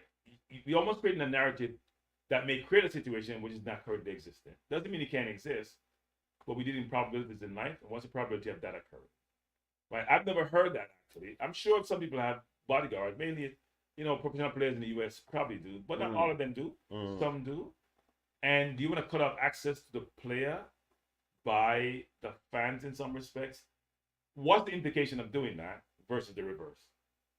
Of the player getting hurt versus, the fan not access to the player and he's deeming himself to be not part of them? Will that help? What's the cost benefit of doing? That's what you have to ask. But in it now, when I look on the security, military gonna make a point say the real question is when it's easy to reach the players. Not everybody can reach the players. Because we're used to that now, can it still be a case where they interact with the people and still have that sort of level of quote unquote protection around? I don't know. I've never heard that comment before. It has never, yeah. But the person's hand the person's hand that brought it up. Because the person I was trying to create some kind of narrative to deflect. That's why it came up. With a lot of different things. Whether it was the flight, whether it was security, whether it was conflict. There were so many things being. It's almost like I have an agenda. I'm going to get my things out on the table. What we have heard over and over and over again in a lot of respects. The security one was a new one. And the person mentioned Haaland as an example. Or do you think Haaland walk alone? I don't know. I haven't been around those players. I haven't seen them. So I don't know. The other question, Cranky, do they have that sort of leverage at the club level? What do you mean? Do they get that security protection? I don't know, actually. I don't know. I would assume that you don't have access to the player at the club level in terms of when they're going to games, coming from games. But I know when they're in their cars going out, I don't see them have security. I see them stopping, fans surround their car, they stand on the ground and they drive off. Right? When you see Rashford drive the training, do you see people in his car with him as protection? Or just seeing them showing him in his Lamborghini or Range Rover? Do you see them have protection 24/7? Do people trade them? I don't know. You hear their houses in England get broken in all the time. No one seems to have security at their house in the first place. Which is probably more important. So I don't know. And you're right, Guna. That's why I say I have never seen Leon Bailey as that type of person. When the match done, Leon Bailey will go at the sideline. Them go up on the cycle track and them go up and clap on whoever at the edge of the place, them interact with them, take pictures and all of these things. So I've never seen Leon Bailey show consent to take a picture or do an interview. That's why the part that baffle me. So maybe as people are alluding to, which is, here's the question: can you differentiate the person from the public persona? Can you differentiate the player on the field from the person who's being interviewed and what they say? Do you take people what they say versus what their actions seem to suggest who they are? How does that work? Because they all seem intertwined and commingled and much together, and you can't differentiate. So if you come out and say, you know what, Jamaica can't do nothing to me, how are we supposed to take that? When people are saying you're a nice person and you support the fans and you engage with the fans. When you come out and when you come out and correct or try to correct what was said that relates to your club, which wasn't as toxic as it is for your country, but you said nothing for your country, how should we take that? How should we assess that? And if you have good handlers around you, you should have good media people around you. But you're talking about security, you probably need better media people around you who control your media access. Maybe that's why you also need help versus just physical security. But in the profession, silly one, we know a lot of players also buy their own security, pay for their own security. A lot of celebrities pay for their own security. You look at their numbers; they pay a lot of money for security. Yeah, because when I look for even the games, say you got a Red Bull stadium go watch, because how the stadium set up to it, it's very difficult to get to the players. Right. Yes, I would agree with that. So our national stadium setup when he's at home, it's more of a easy access. But it's probably no different from most developing countries. Me no know. Right? It's probably no different from most developing countries. That one the hard. Silly one is on the line. Welcome, Silly one. I hope you don't come with no silly thoughts, No man, none of that. Oh God. Let's hope. First of all, kind of know the same category as when I was Yeah. Him kind of more passionate than what I want to say though is that I agree with some of the points that Frankie is making, but sometimes we forget that the players are human. I think based on what he said, it was his reaction, emotions probably overwhelming him. Because think about it, if we put in so much work into our country, if we say we love the football, that his main goal is to shine light on the younger players of Jamaica. Being turned down or not called up because of a disciplinary issue after doing so much, you would feel away. I'm sure Frankie would feel away. No, Put ourselves. yeah, him feel away, but let us have clarity where that is concerned. Remember, he said that the thoughts were already there for him to take a break before all of this happened. So I think that this basically compound the situation. So we don't know if he wasn't suspended, if he still would have been. Then the player For said this the window. suspension was basically on a net basis. It seemed like the player was saying the suspension was rescinded, so the coach called him. Right. And he told the coach to tell his answer. The player was in his feelings. Why can't people see through those things? The player probably was suspended, and it may have been somehow it seemed to have been rescinded for whatever reason. And the player said, "Still not come." Yeah, but Because because the other guys even tried to suspend me in the first place. no, that is a part of it. I think that is what compounded Cranky. But him said, and we have to work with what him saying now. Him said that is always have been a part of his thought process. So remember the coach I try to rescind it because of the situation where him in or the team I got in. But Bailey decides say because of the initial thought process, that basically would have bridge would have break off the bridge, the suspension, So even if the coach was trying to rescind it, it wouldn't have Can you imagine if Antonio or any other person, I'm taking a break because I need to go clear my head. Things are not going well. I'm Antonio. I didn't score a goal in the Gold Cup, so I'm not coming for this window. Can you imagine the vitriol he would have faced to do that? Or But- consider doing that? But him now get it like this. This will happen now. It will cause a lot more traction because Bailey, as him say, is who he is. Antonio it may have been can't. less if he mentioned Villa. It Antonio would have not. been less in the UK. No. It would have been less in Villa. If he mentioned Villa, it would have been less in the UK. It would have been less. Antonio now will get the traction like what Bailey would have like it. We're talking about the traction from Jamaican fans. Yes, he would have get traction. He'd have been slaughtered. If he ever even inferred he's going to take time off because, you know what? He didn't like how he was playing and how he's been treated. He means look at my time he called out players, say them a scrub and them a reject and XYZ, whatever. Well, usually players come out and knock out against that. Say, you know what? Not come back to play for Jamaica because you called me scrub and reject. Gunner's boss has done it. Call all them reject and them can't play for England.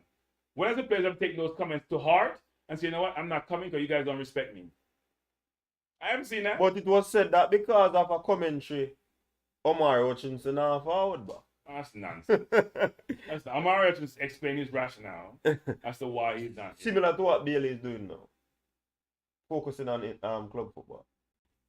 You really want to go there? Silly one. Go ahead, silly one. I agree with that, coach. Yeah. Hutchinson is not a Jamaican citizen. What's the consider one? What's the consider one? Hutchinson is not capped for Jamaica. Bailey is capped for Jamaica. It doesn't matter, Cranky. See, we are talking about the principle of the situation, not the intricacies of the situation. What principle? Principle is that the man take him in time to deal with him club, and Bailey take him in time to deal with him club too. Principle. That's your analogy, and you're gonna stick to it. It Anyway, needs work. It needs a lot of work. Go ahead, there, silly one. Yeah, and also I wanted to bring up that with the Villa fans on Twitter. The person that wrote, not Sky Sports, but someone else who leaked the Let's Talk podcast before Sky Sports. They received a lot of backlash from the Twitter fans, from the Villa Twitter fans. Even a popular page, not mentioned that no brief, but a prominent Villa supporter fan page. Quite disappointed with what the person had to say. So once again, it goes back to interpretation of what he said. I just wanted to mention that point to grant it. Yeah, look, I haven't read all the comments, but I'm not sure I've read any comments in total. I've read news articles, not just the Sky one, other articles with the person saying something about, I forgot what the headline was because I did come with the headline, something about, he may not be at Villa or is considering leaving Villa. There's so many headlines and people try to sensationalize them. They're clickbait headlines. But the fact of the matter is, he's on Star Sports, he's on Sky, he's in our newspaper. And it's not because he said positive things about Villa. Let's get that straight. Not because he said Villa was wonderful and want to play for them. It's because he made news, and most times those tabloids are about negative news, not positive news. So here's the thing. If I was asked that question, I would have said, I love playing for Aston Villa. We're doing really great. We may make top four this year. In the future, I don't know what may happen, but I love playing for Villa. And it's done. I move on. I think that's what he meant though. But sometime when we're placed on the spot, as I said, John could probably get the question before, prepare him a bit more. Because in essence, that's all I got from him. And look, it could have been what he meant, but it's not what I came across. And I'm telling you, on Sky Sports today, they talked about it quite a bit. And if you mind, when Sky Sports is probably, they class themselves to be the biggest sports radio station in the world. I don't know if they are or not. I don't know how you define biggest, but they are pretty popular. They get a lot of major guests on their program. They're well listened to. And when you're making Sky and Talk Sports and other things, that means you're trending. And trending is not always going to be good. Because even if you're trending positively, somebody's going to find something to criticize. So I've said it before numerous times. I hope the player continues to do well. I hope he makes a ton of money. I hope he and his family are set for life. But it's come to the national team, which I support. I'll say it's 100. If he decides not to play, I support him. That's how I see it. If he thinks he needs time with the national team, he can take as long as he wants, I support it. My thing, I've said this from numerous times in the past. We need to have two players in every position. So if Antonio decides to leave the team, Antonio, thanks for your service, bye. Pinnock, same thing. Blake, same thing. Lowe, same thing. If you decide not to support the team anymore, you want to play club football, you want to play international football, thank you for your service. Lenby, you don't want to play anymore, thanks for your service. Because each person, in any walk of life, in any discipline, in any job, is replaceable. So if you want to leave, we thank you for your service. We appreciate it. Next man up. Next woman up. That's how it should be. Grandy, Yes. can I interject? Please do. Wouldn't you say there would be a problem with the management if every player who comes is leaving and having the same thing to say about the management? We can't overlook the fact, No, but here's the thing. Here's the thing about the silly one. We all know this. Silly one, this is not your first time on this program, is it? First time I call you. No, this is not the first time you listen to this program, right? If you listen to JD, Talk Sports, the tabloid, YouTube, all of them, every single one of them at some point in time have called out the JFF, and I've called them a lot of different things over time. And I get along with JFF personally, like to management. At least I think I do. I'm not sure what they're saying about me. But at the same time, we know what the deficiencies are. We've called them all sort of names. We had programs on the JFF. So this is, when you call it JFF, the only people you're informing about this are people who are maybe outside of the Jamaican community, and it's a large community, including non-Jamaicans. Because if you have covered any of these channels, you probably get upset about so much talk about the JFF and their lack of competence, right? This is not, so if he's gonna call it as an example, we've heard it so many times. The girls did enough of that. The girls are probably worse than what he said in a lot of instances. Not about their patriotism, but in other instances. Huh? That's what I'm saying. We hard on the player because we see it. No, but I don't agree with that though, because the only person. No, but think about all the other players. Why aren't they all coming out saying the same thing then? Why aren't they all and he's supposed to be the leader on the team, And when you're in a team and you're doing well and you're the leader, you have to operate and act like a leader. You can't act like a follower. And you can't have your handlers coming out.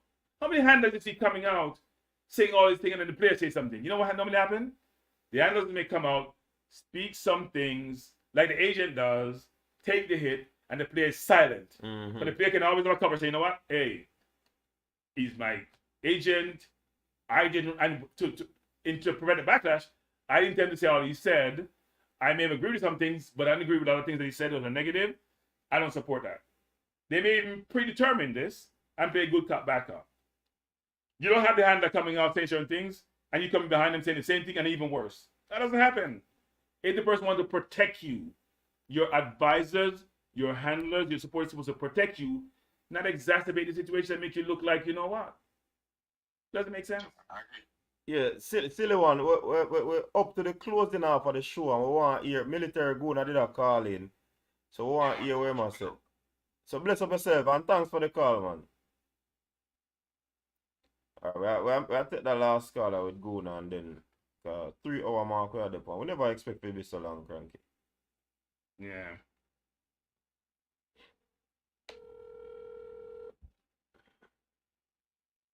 Yeah, Guna, what go on? There I know. So Guna, you get a chance to beat me, Guna, because you know we have been in the comment section. So you get a chance to beat me. Go on. Mm-hmm. But what we find out is that within the space, I get to find out that either I did about one side or the next, you can't have a balance, bro. And when you do that, them say a bad mind or you get sell out. That is the word in April. Yeah. There's no balance, bro, in the space. Either you're with Daily or you're with the JFF. But you can't look down the middle and say, all right, we know that the JFF how to do this wrong. Numerous times we call about for this and that and this. But Daily also has to accept when you're wrong. Responsibility for what him do. Exactly. No, when watch an interview about 3 times, and the reason I watch it 3 times, watch the first time, plus you hear the general concept, watch the second time, then notes the third time watch it for context. And all the interview structure. First time I take notes. And when we pick up an interview, is right? That interview was solely on 3 factors. One, all I think that we're doing Jamaica.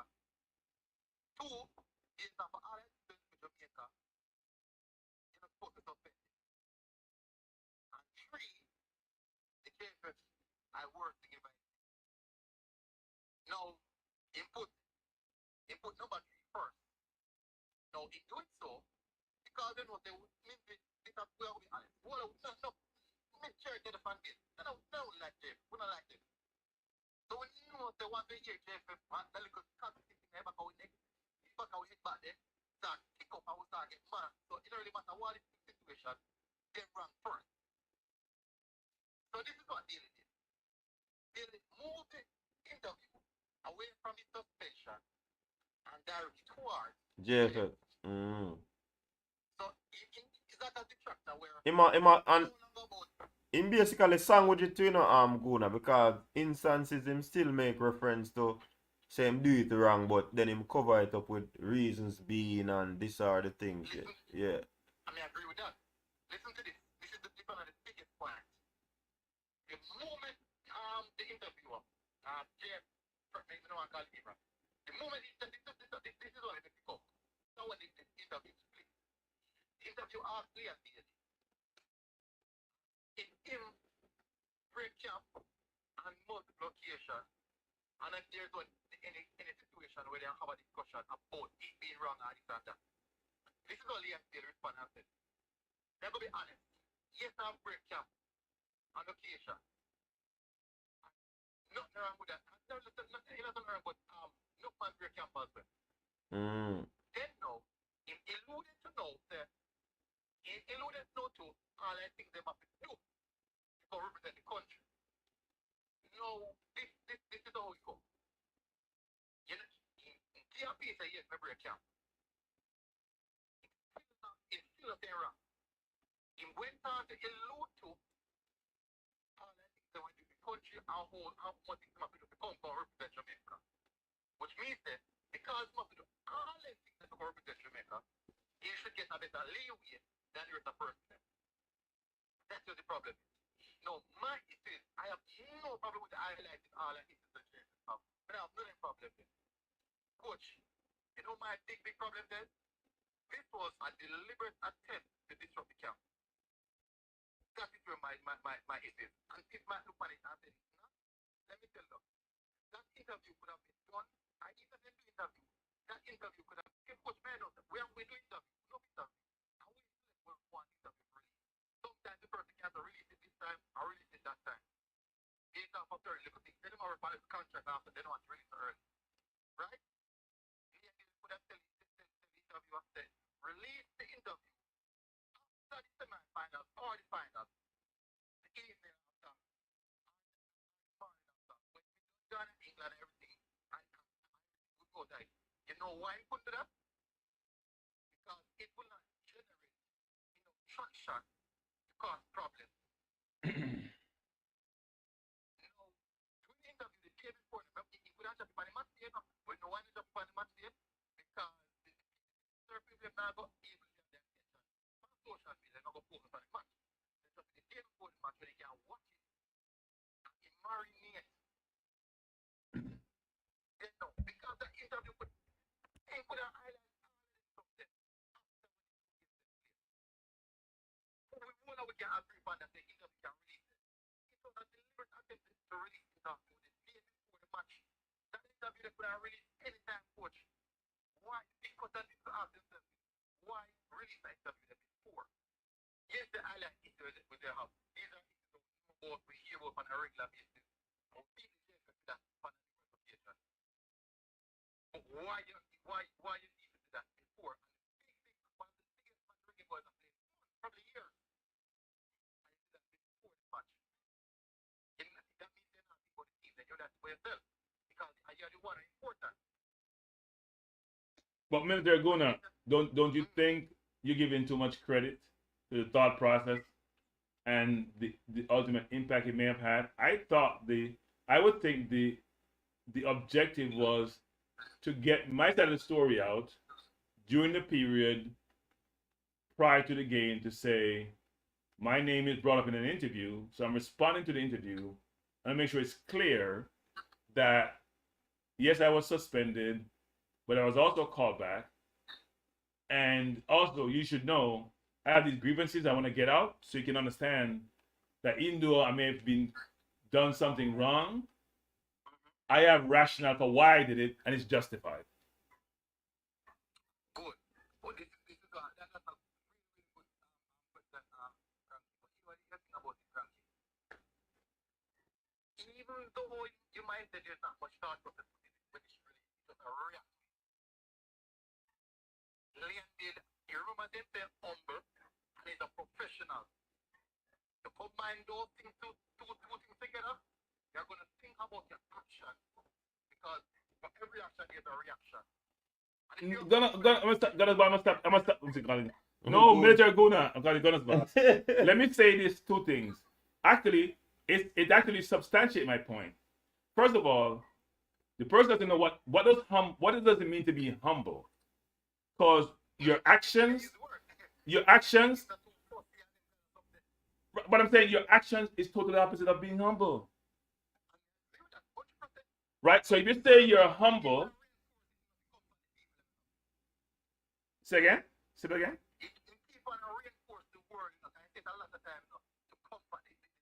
No, he's trying to convince himself. He ain't going nobody. He's trying to convince people. But he's trying to convince people and convince himself. And neither party, both parties knows that's not the case. Well, by the way, no.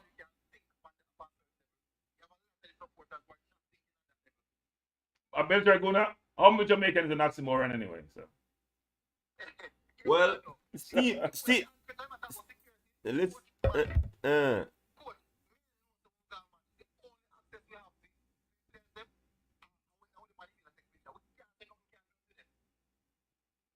No, Guna.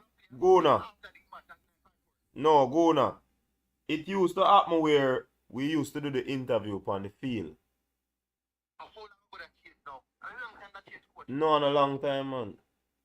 I know more. How long do I interview for the field? I know more than 3 years, man. That a 3 year and a long time. 3 years. Hmm. What matter about it? No. Because 3 years, no. in a matter, I know you want to talk about it. No, hold on. So, fine, you want to talk about it now. But at the end of the day, coach, based on my protocol within a 3 year period, that's done and gone.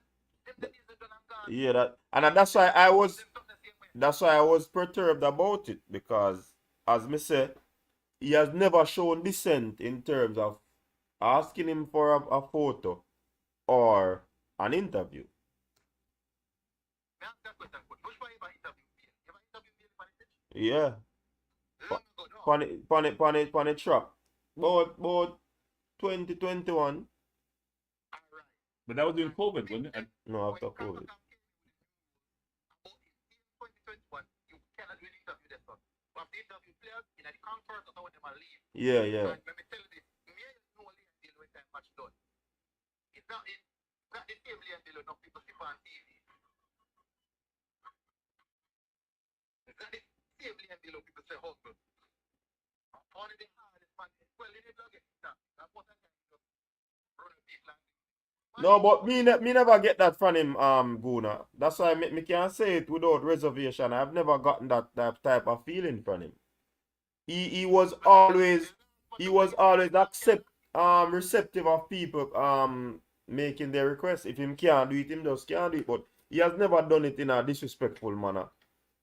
Well, I have seen it. Well, not me, because I've never asked him for interview. If you look at my channel, in an interview, yeah, because I've never asked him for interview. Because I've seen, these are things that I've seen. That's a interview. Me interview players, I'm still interested to talk. You know, me not afraid of faces. Go to you, and if you're not doing it or you can't do it, I move on to the next person. That's so me still. Exactly. They not have to do no interview. But I want to go back to something though.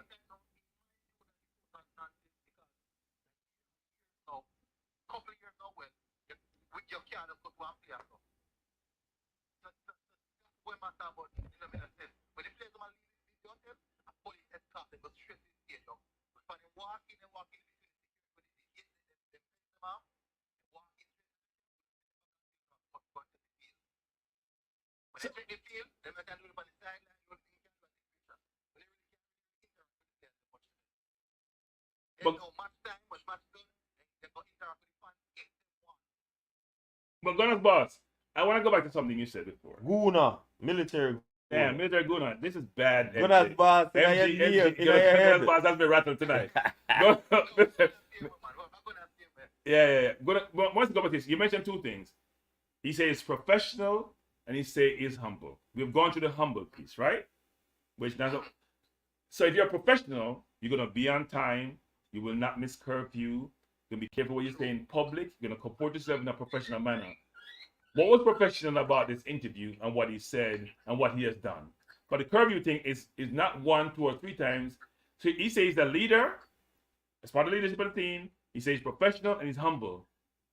None of the things that he has done or said reflects those attributes and those things which are supposed to define him. That's why I'm confused. Because leaders don't expect to get special treatment. Leaders set example. Leaders lead. Leaders provide guidance. Leaders make sure things are done the right way. Leaders sometimes accept difficult situations and work around them and find solutions. They call a slap in the face. Yes, and that's why I'm not sure when you say you're professional, but your action doesn't reflect that. And not that you're not a professional Villa, because I'm sure Emery wouldn't tolerate it. But when you come to the national team, you miss curfew. When you go on public media and say whatever the heck you want to say, and some of the things you say, how can that be deemed professional? No, it's not. It's not. But that is the perception of professional, possibly different from the actual aspect of being a professional. That Yeah. would be the case. Yeah. So these are areas where in this near lacking, and I think, as we said, that interview, it did way more harm to him as a player than he actually thought. He would have maybe think that he would have hear him views and he would have get a whole more support. But really and truly, he can get more backlash. And also, based off of my things that went there, the tabloids them overseas, they can pick it up as well after running them own narrative, which put him under more pressure, which lead him to apologize to fans and supporters. So he interview the way more bad than good. Princess Gillian said the interview was an emotional response. But a man say, Guna, you have your personal vendetta against Bailey, so you have to talk certain things. Personal vendetta. Well, no, Guna, you don't have to answer, you know. You don't have to answer. Remember, we already established, say, once you be objective and you're not always on the side of the player when they do something wrong. You're anti-player, so you're bad mind and you have your agenda and whatever.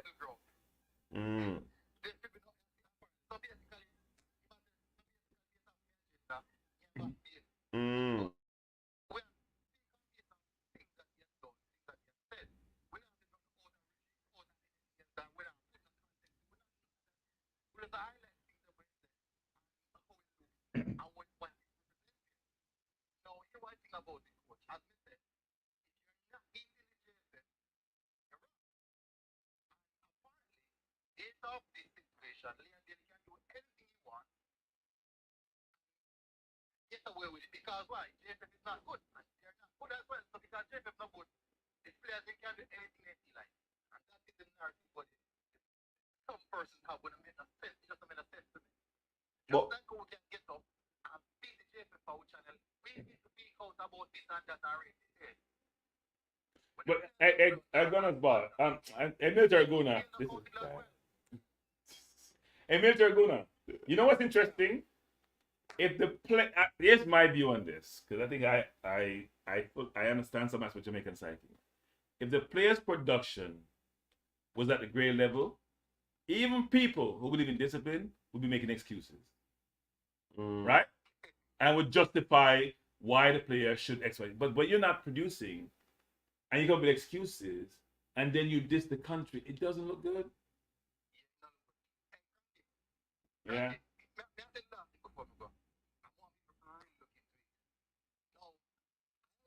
Everybody to go back and clear them social media posts and check out the players their social media posts. All of them is the players them that is squad. All their social media posts is sending a message. Yeah, man, we see it, man. I strongly believe that people should have a look into that. No, but but Guna, if me come out and do a show, remember say we're there now, we see certain vibes, you know, and we see the social media posts, see? And if we go out and do a show upon it now, you go hear say we pick side. And we are against this person, and we are against that person, and we don't like this person. Me always say that. Me people say in Grimo with each other. I say that. Me say I players them me support. Because coach will come and coach will go.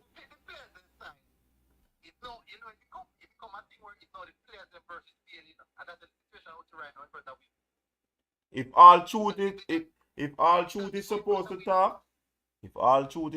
talk, some people wouldn't even look in a chat room to make a comment. Me can't tell you that. Yeah, sometimes, you know, military gonna. So sometimes military gonna have said the name for the correct for the first time tonight. Because you say you're going after the chat, but I think sometimes if you disclose all you know, it would not land well. So you have to provide to the public and manage what you know, because you know, but you also know to be a professional and not communicate everything that you know in the public domain. What is going to give you views, what is going to make you look good, you don't do that. You make sure you control that urge and you manage it well. So all I'll say is this, is that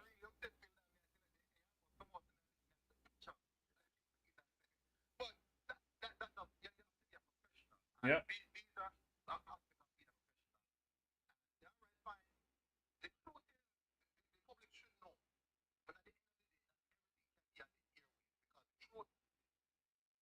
things can cause problems. Yeah. And not every time you talk everything. Go So on a message. these are things we have to No, not that. and Go back. Huh? everything can be said.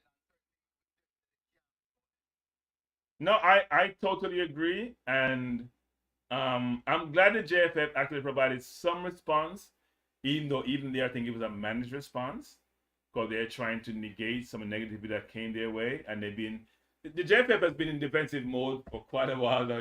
They gotta find a way. Yeah, they're not getting a better place to be in offensive mode. Yeah. Yes. Input the flag with Jamaica. Is a message that he must send. That's the one. So I'm sitting there again, This is our next sitting there again. Yeah. No, I mean we're just reading through In one player's one.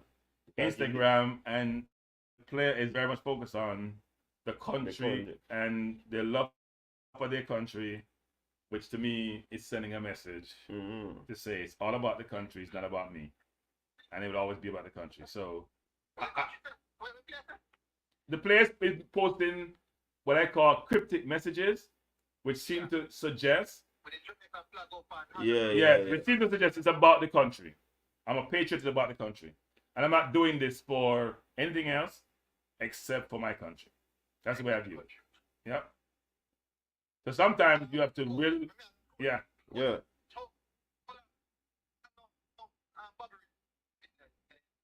Say that again.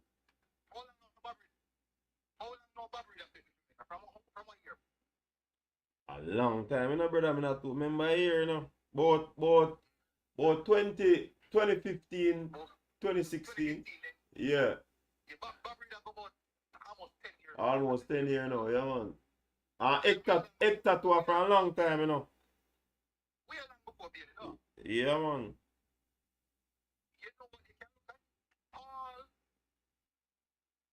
All it the label has is for Bobby Reed. yeah.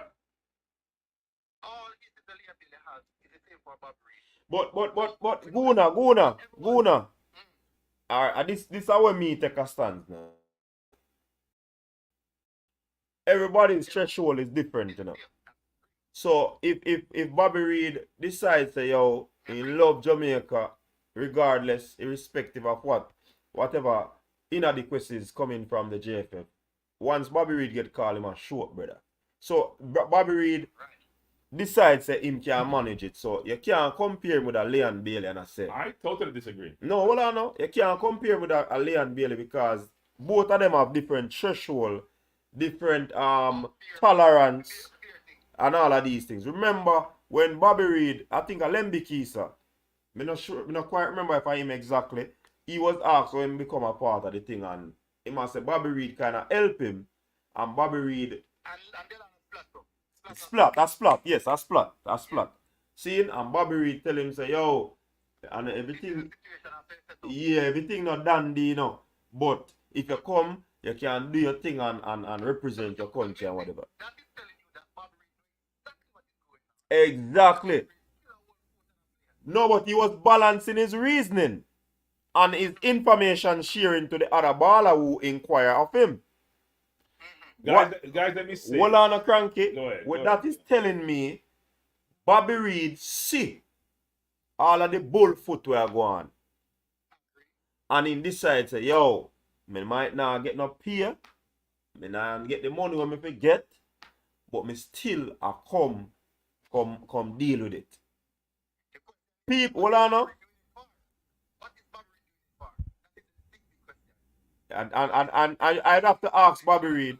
I'd have to ask Bobby Reed that to get a definitive answer. Me now go suggest. What I'm saying,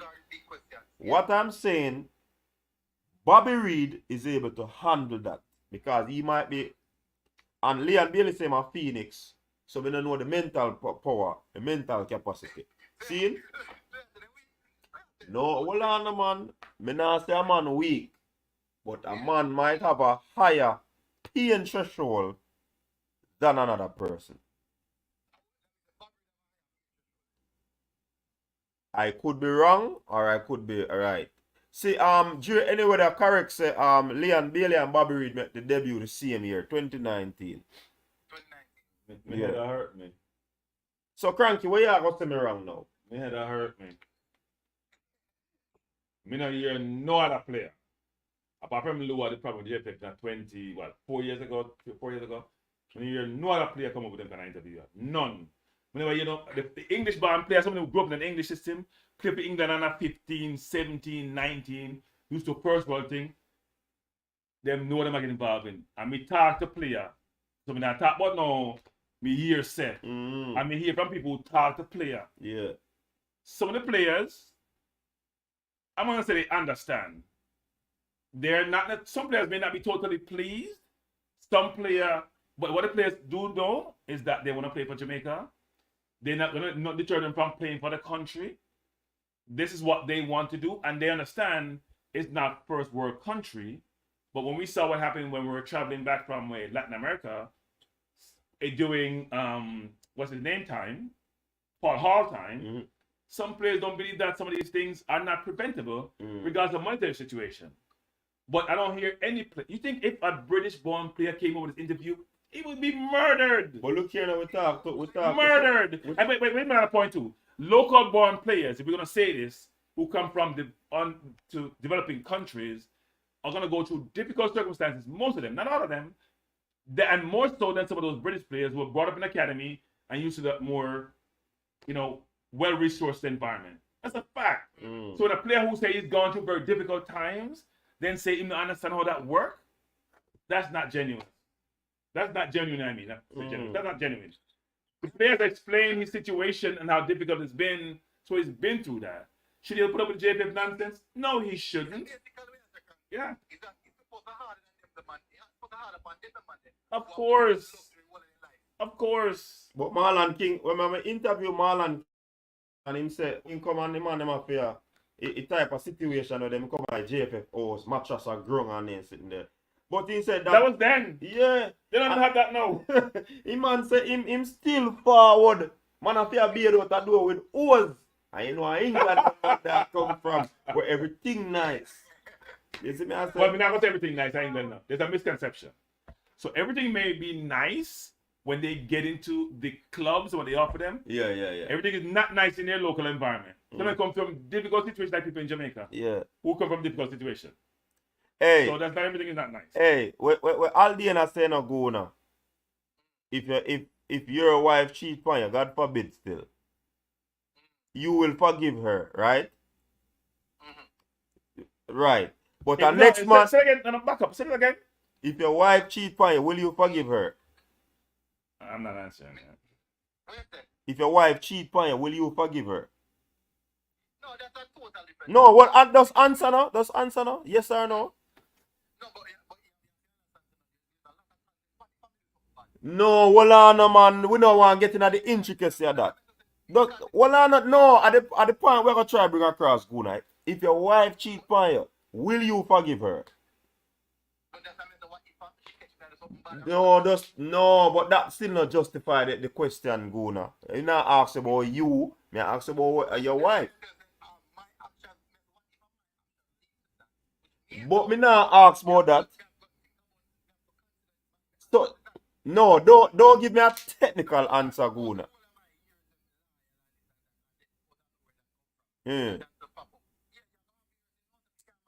Alright, but Guna, a next man would have forgive her, look behind the fault there, and forgive her.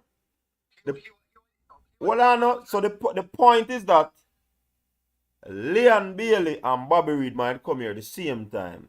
And Bobby Reed is able to hold out and go through the pain and the pressure. But Leon Bailey reach a point where he can't manage it no more.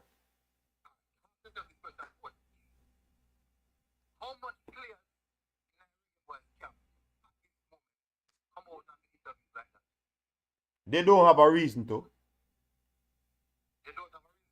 Alright. Remember say Leon won spring out of the suspension, you know. So why didn't Hector come out? No, Coach, let's not answer everything. Huh?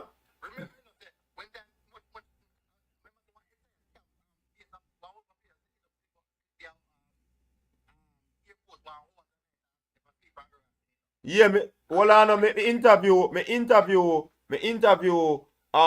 where the ball name, Tyreek Maggie, and he say some things too. Yeah. So what you say? Nobody else gonna come out and talk. People You don't think Hector should come out and talk way back when? Huh?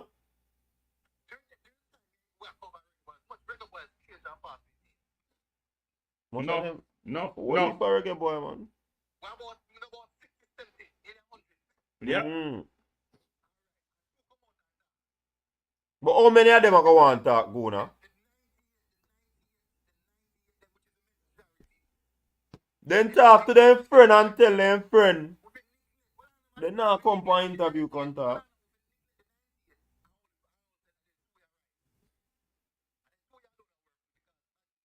Yeah, we're using the exception as the norm. No, but we ourselves beat JFF too, so everybody knows that. But means if anybody was to come out and talk, it would have been Hector.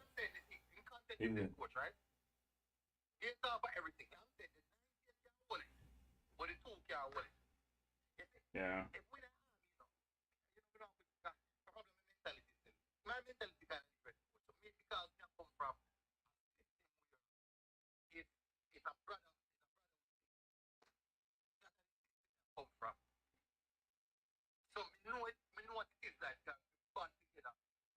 But then now be no brotherhood with the JFF, brother. Then now, No. be the brotherhood with JFF. No. It's not with JFF. The brotherhood is about the team. You haven't been in the military, so I understand that.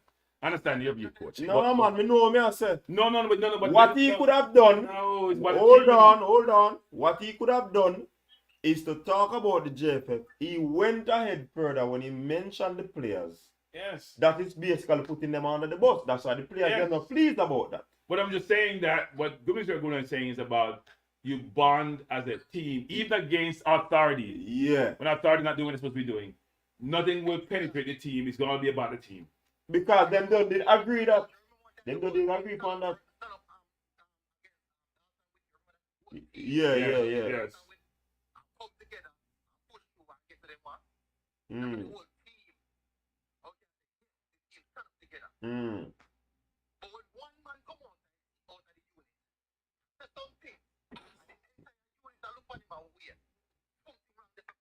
Yeah. So how do you go back to the unit, Mr. Guna? Guna, how you go back to the unit? How do you go back to the unit?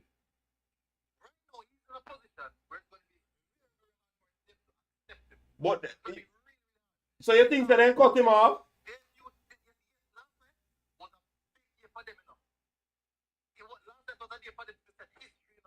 Yep.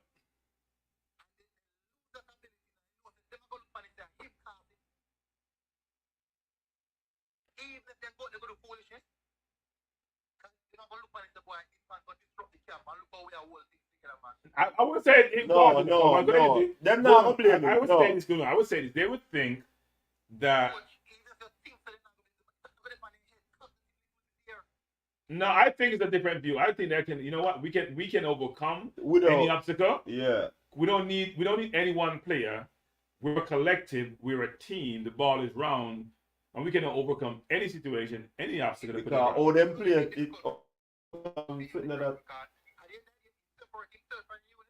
yeah, he did. Yep.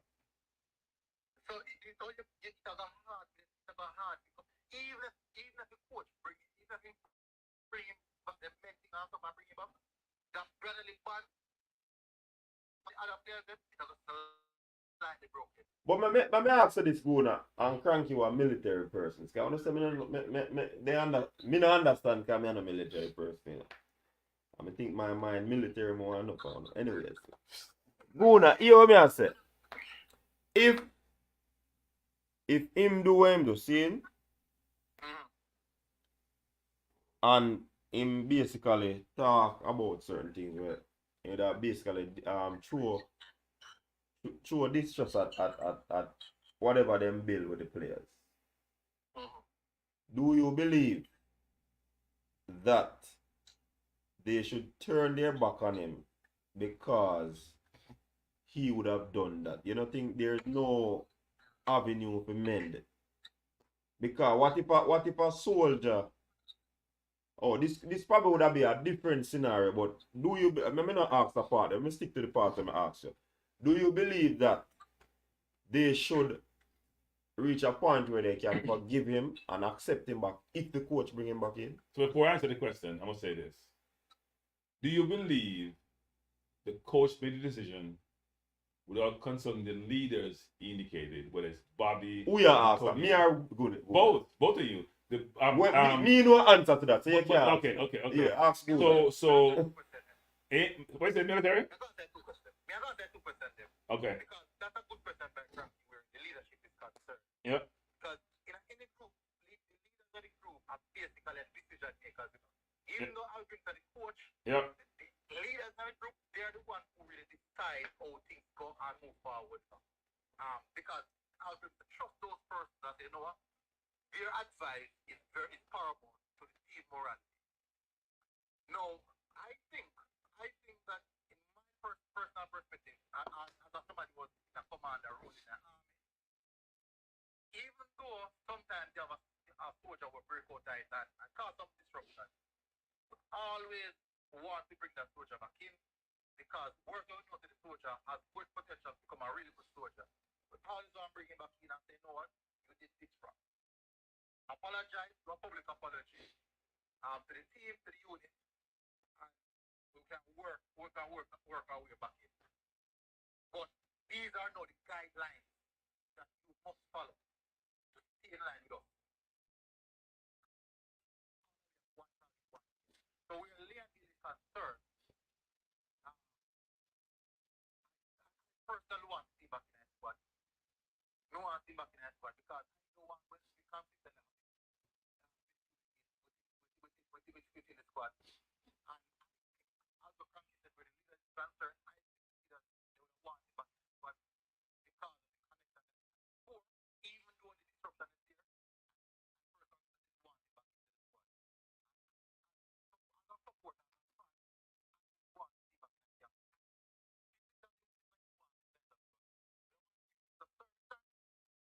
Over back in the squad, how we can start. This is something we know from everybody approaching emotionally. Most persons that are hurt, they know after the last night, the instructors are come and say, what daily leader is that person said, why?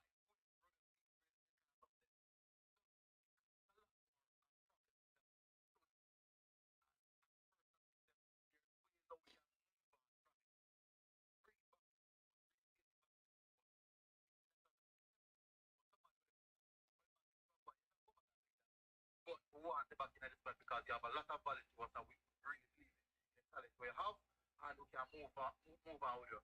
But Go now. You know the player did apologize, right? He didn't. He did. He did apologize. So you say you're gonna ask the player to come in, the soldier to come in and apologize. The player apologized, but it's what he said during that apology. When did you the apology? Never get that. So the player did apologize. The player did something wrong, right? The player apologized in a public environment. It wasn't about the apology, it's what he said in addition to the apology. So you have the soldier went awry. You brought the soldier back in. You said apologize. Of this person hasn't gone back in yet. In fact, no, you're trying to bring him in and say, no, I'm not coming back in yet. I'm coming on my own time. I'm going to apologize, but I'm going to say much more than an apology. So how do you handle that? What was the apology? But the apology to me was saying, no, the apology. The acknowledgement was saying, look, I did break curfew. Right? Person acknowledged they did something wrong. So that's not called an apology. To me, it was not an But the person apologized to Villa. Wait. So they apologized to Villa. They didn't apologize to Jamaica or to the JFF. But they did acknowledge something wrong. So what are they going to apologize for now? What are they going to apologize for? No, him apologize to the team, man. In our camp. I didn't want to go there, but No, he said he was supposed to do a speech in regards to the suspension. Military Guna, listen Go to the now. press conference again. The coach say apologize. The coach say apologize, right? The coach say apologize. Yes. The court said they all came to an agreement. And him break They it. accepted his punishment. Mm. And he apologized. And he apologized. No. The apology not about it. It's not for the suspension, you know. No, so no, the apology that he made. It's not for the suspension. I'm not about that. No, the apology. It's about Well, the recent interview, the times of the interview. oh, you mean him to apologize? Again. You mean to apologize publicly for the interview? No. You must apologize again, Guna. Yes, they are. Guna.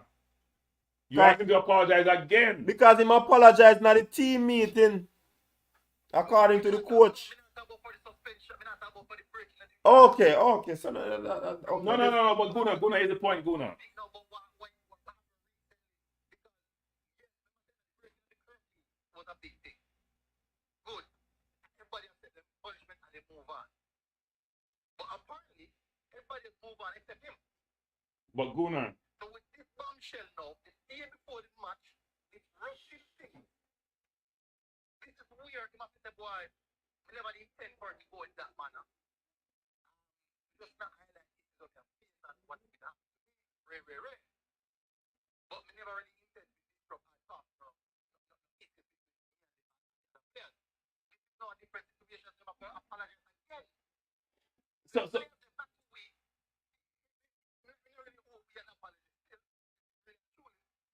But to the team, no, Guna.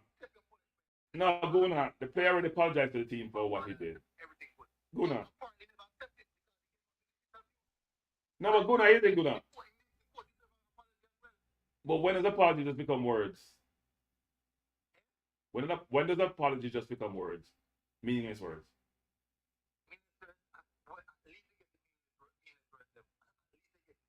Okay.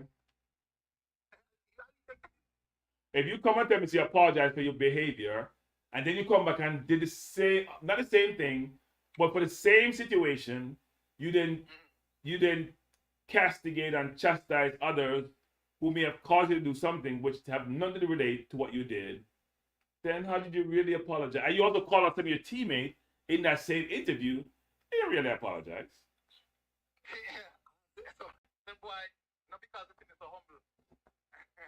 Yeah. Yeah, I know. I mean, yeah. That's the exact definition of being humble. You're not on my level. I'm at my level. You can't think for me. I'm so humble. I mean, I don't want to see what not being humble look like.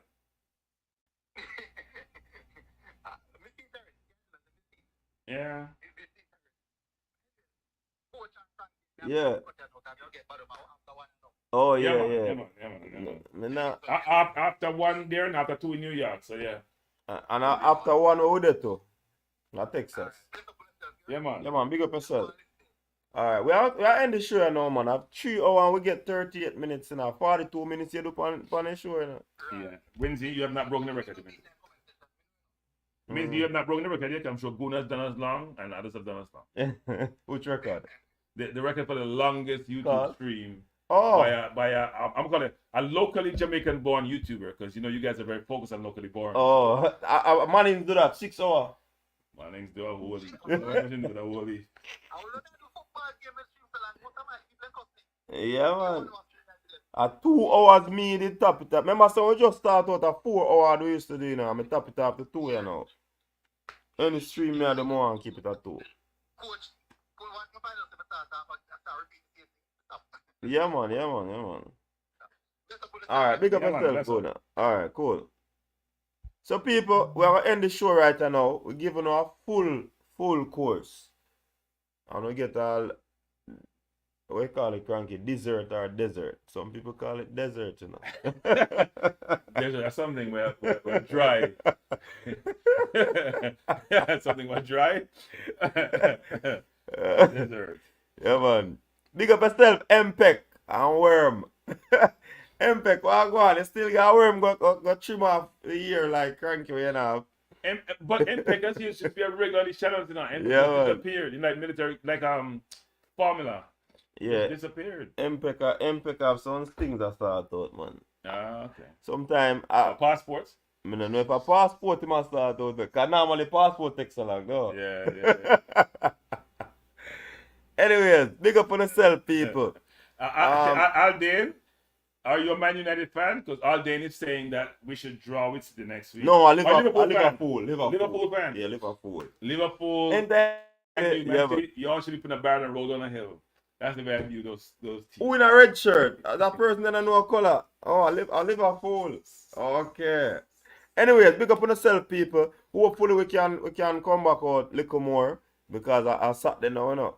Hopefully we can come back a little more. Hopefully you and I don't get any more police cars. Yeah. We don't want to know a police car. People, we soon drop that video there for you know. No, don't drop no video about a police car. No put it. You make look like some criminal. No, you're not in it. I mean, oh, good. If I yellow a criminal, you can't drop it.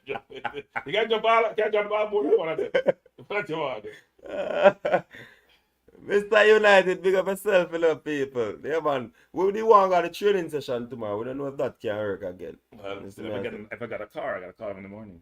Yeah. So, we'll see how that go. Because I don't know where I try and give all of the content we know about. So, big up on yourself. Stay safe. Until next time. You don't know it go. Style and flavor. And we are out. Your style and your flavor make the city rock. They must say the season come out with a bang. Coach Minzy, best round here.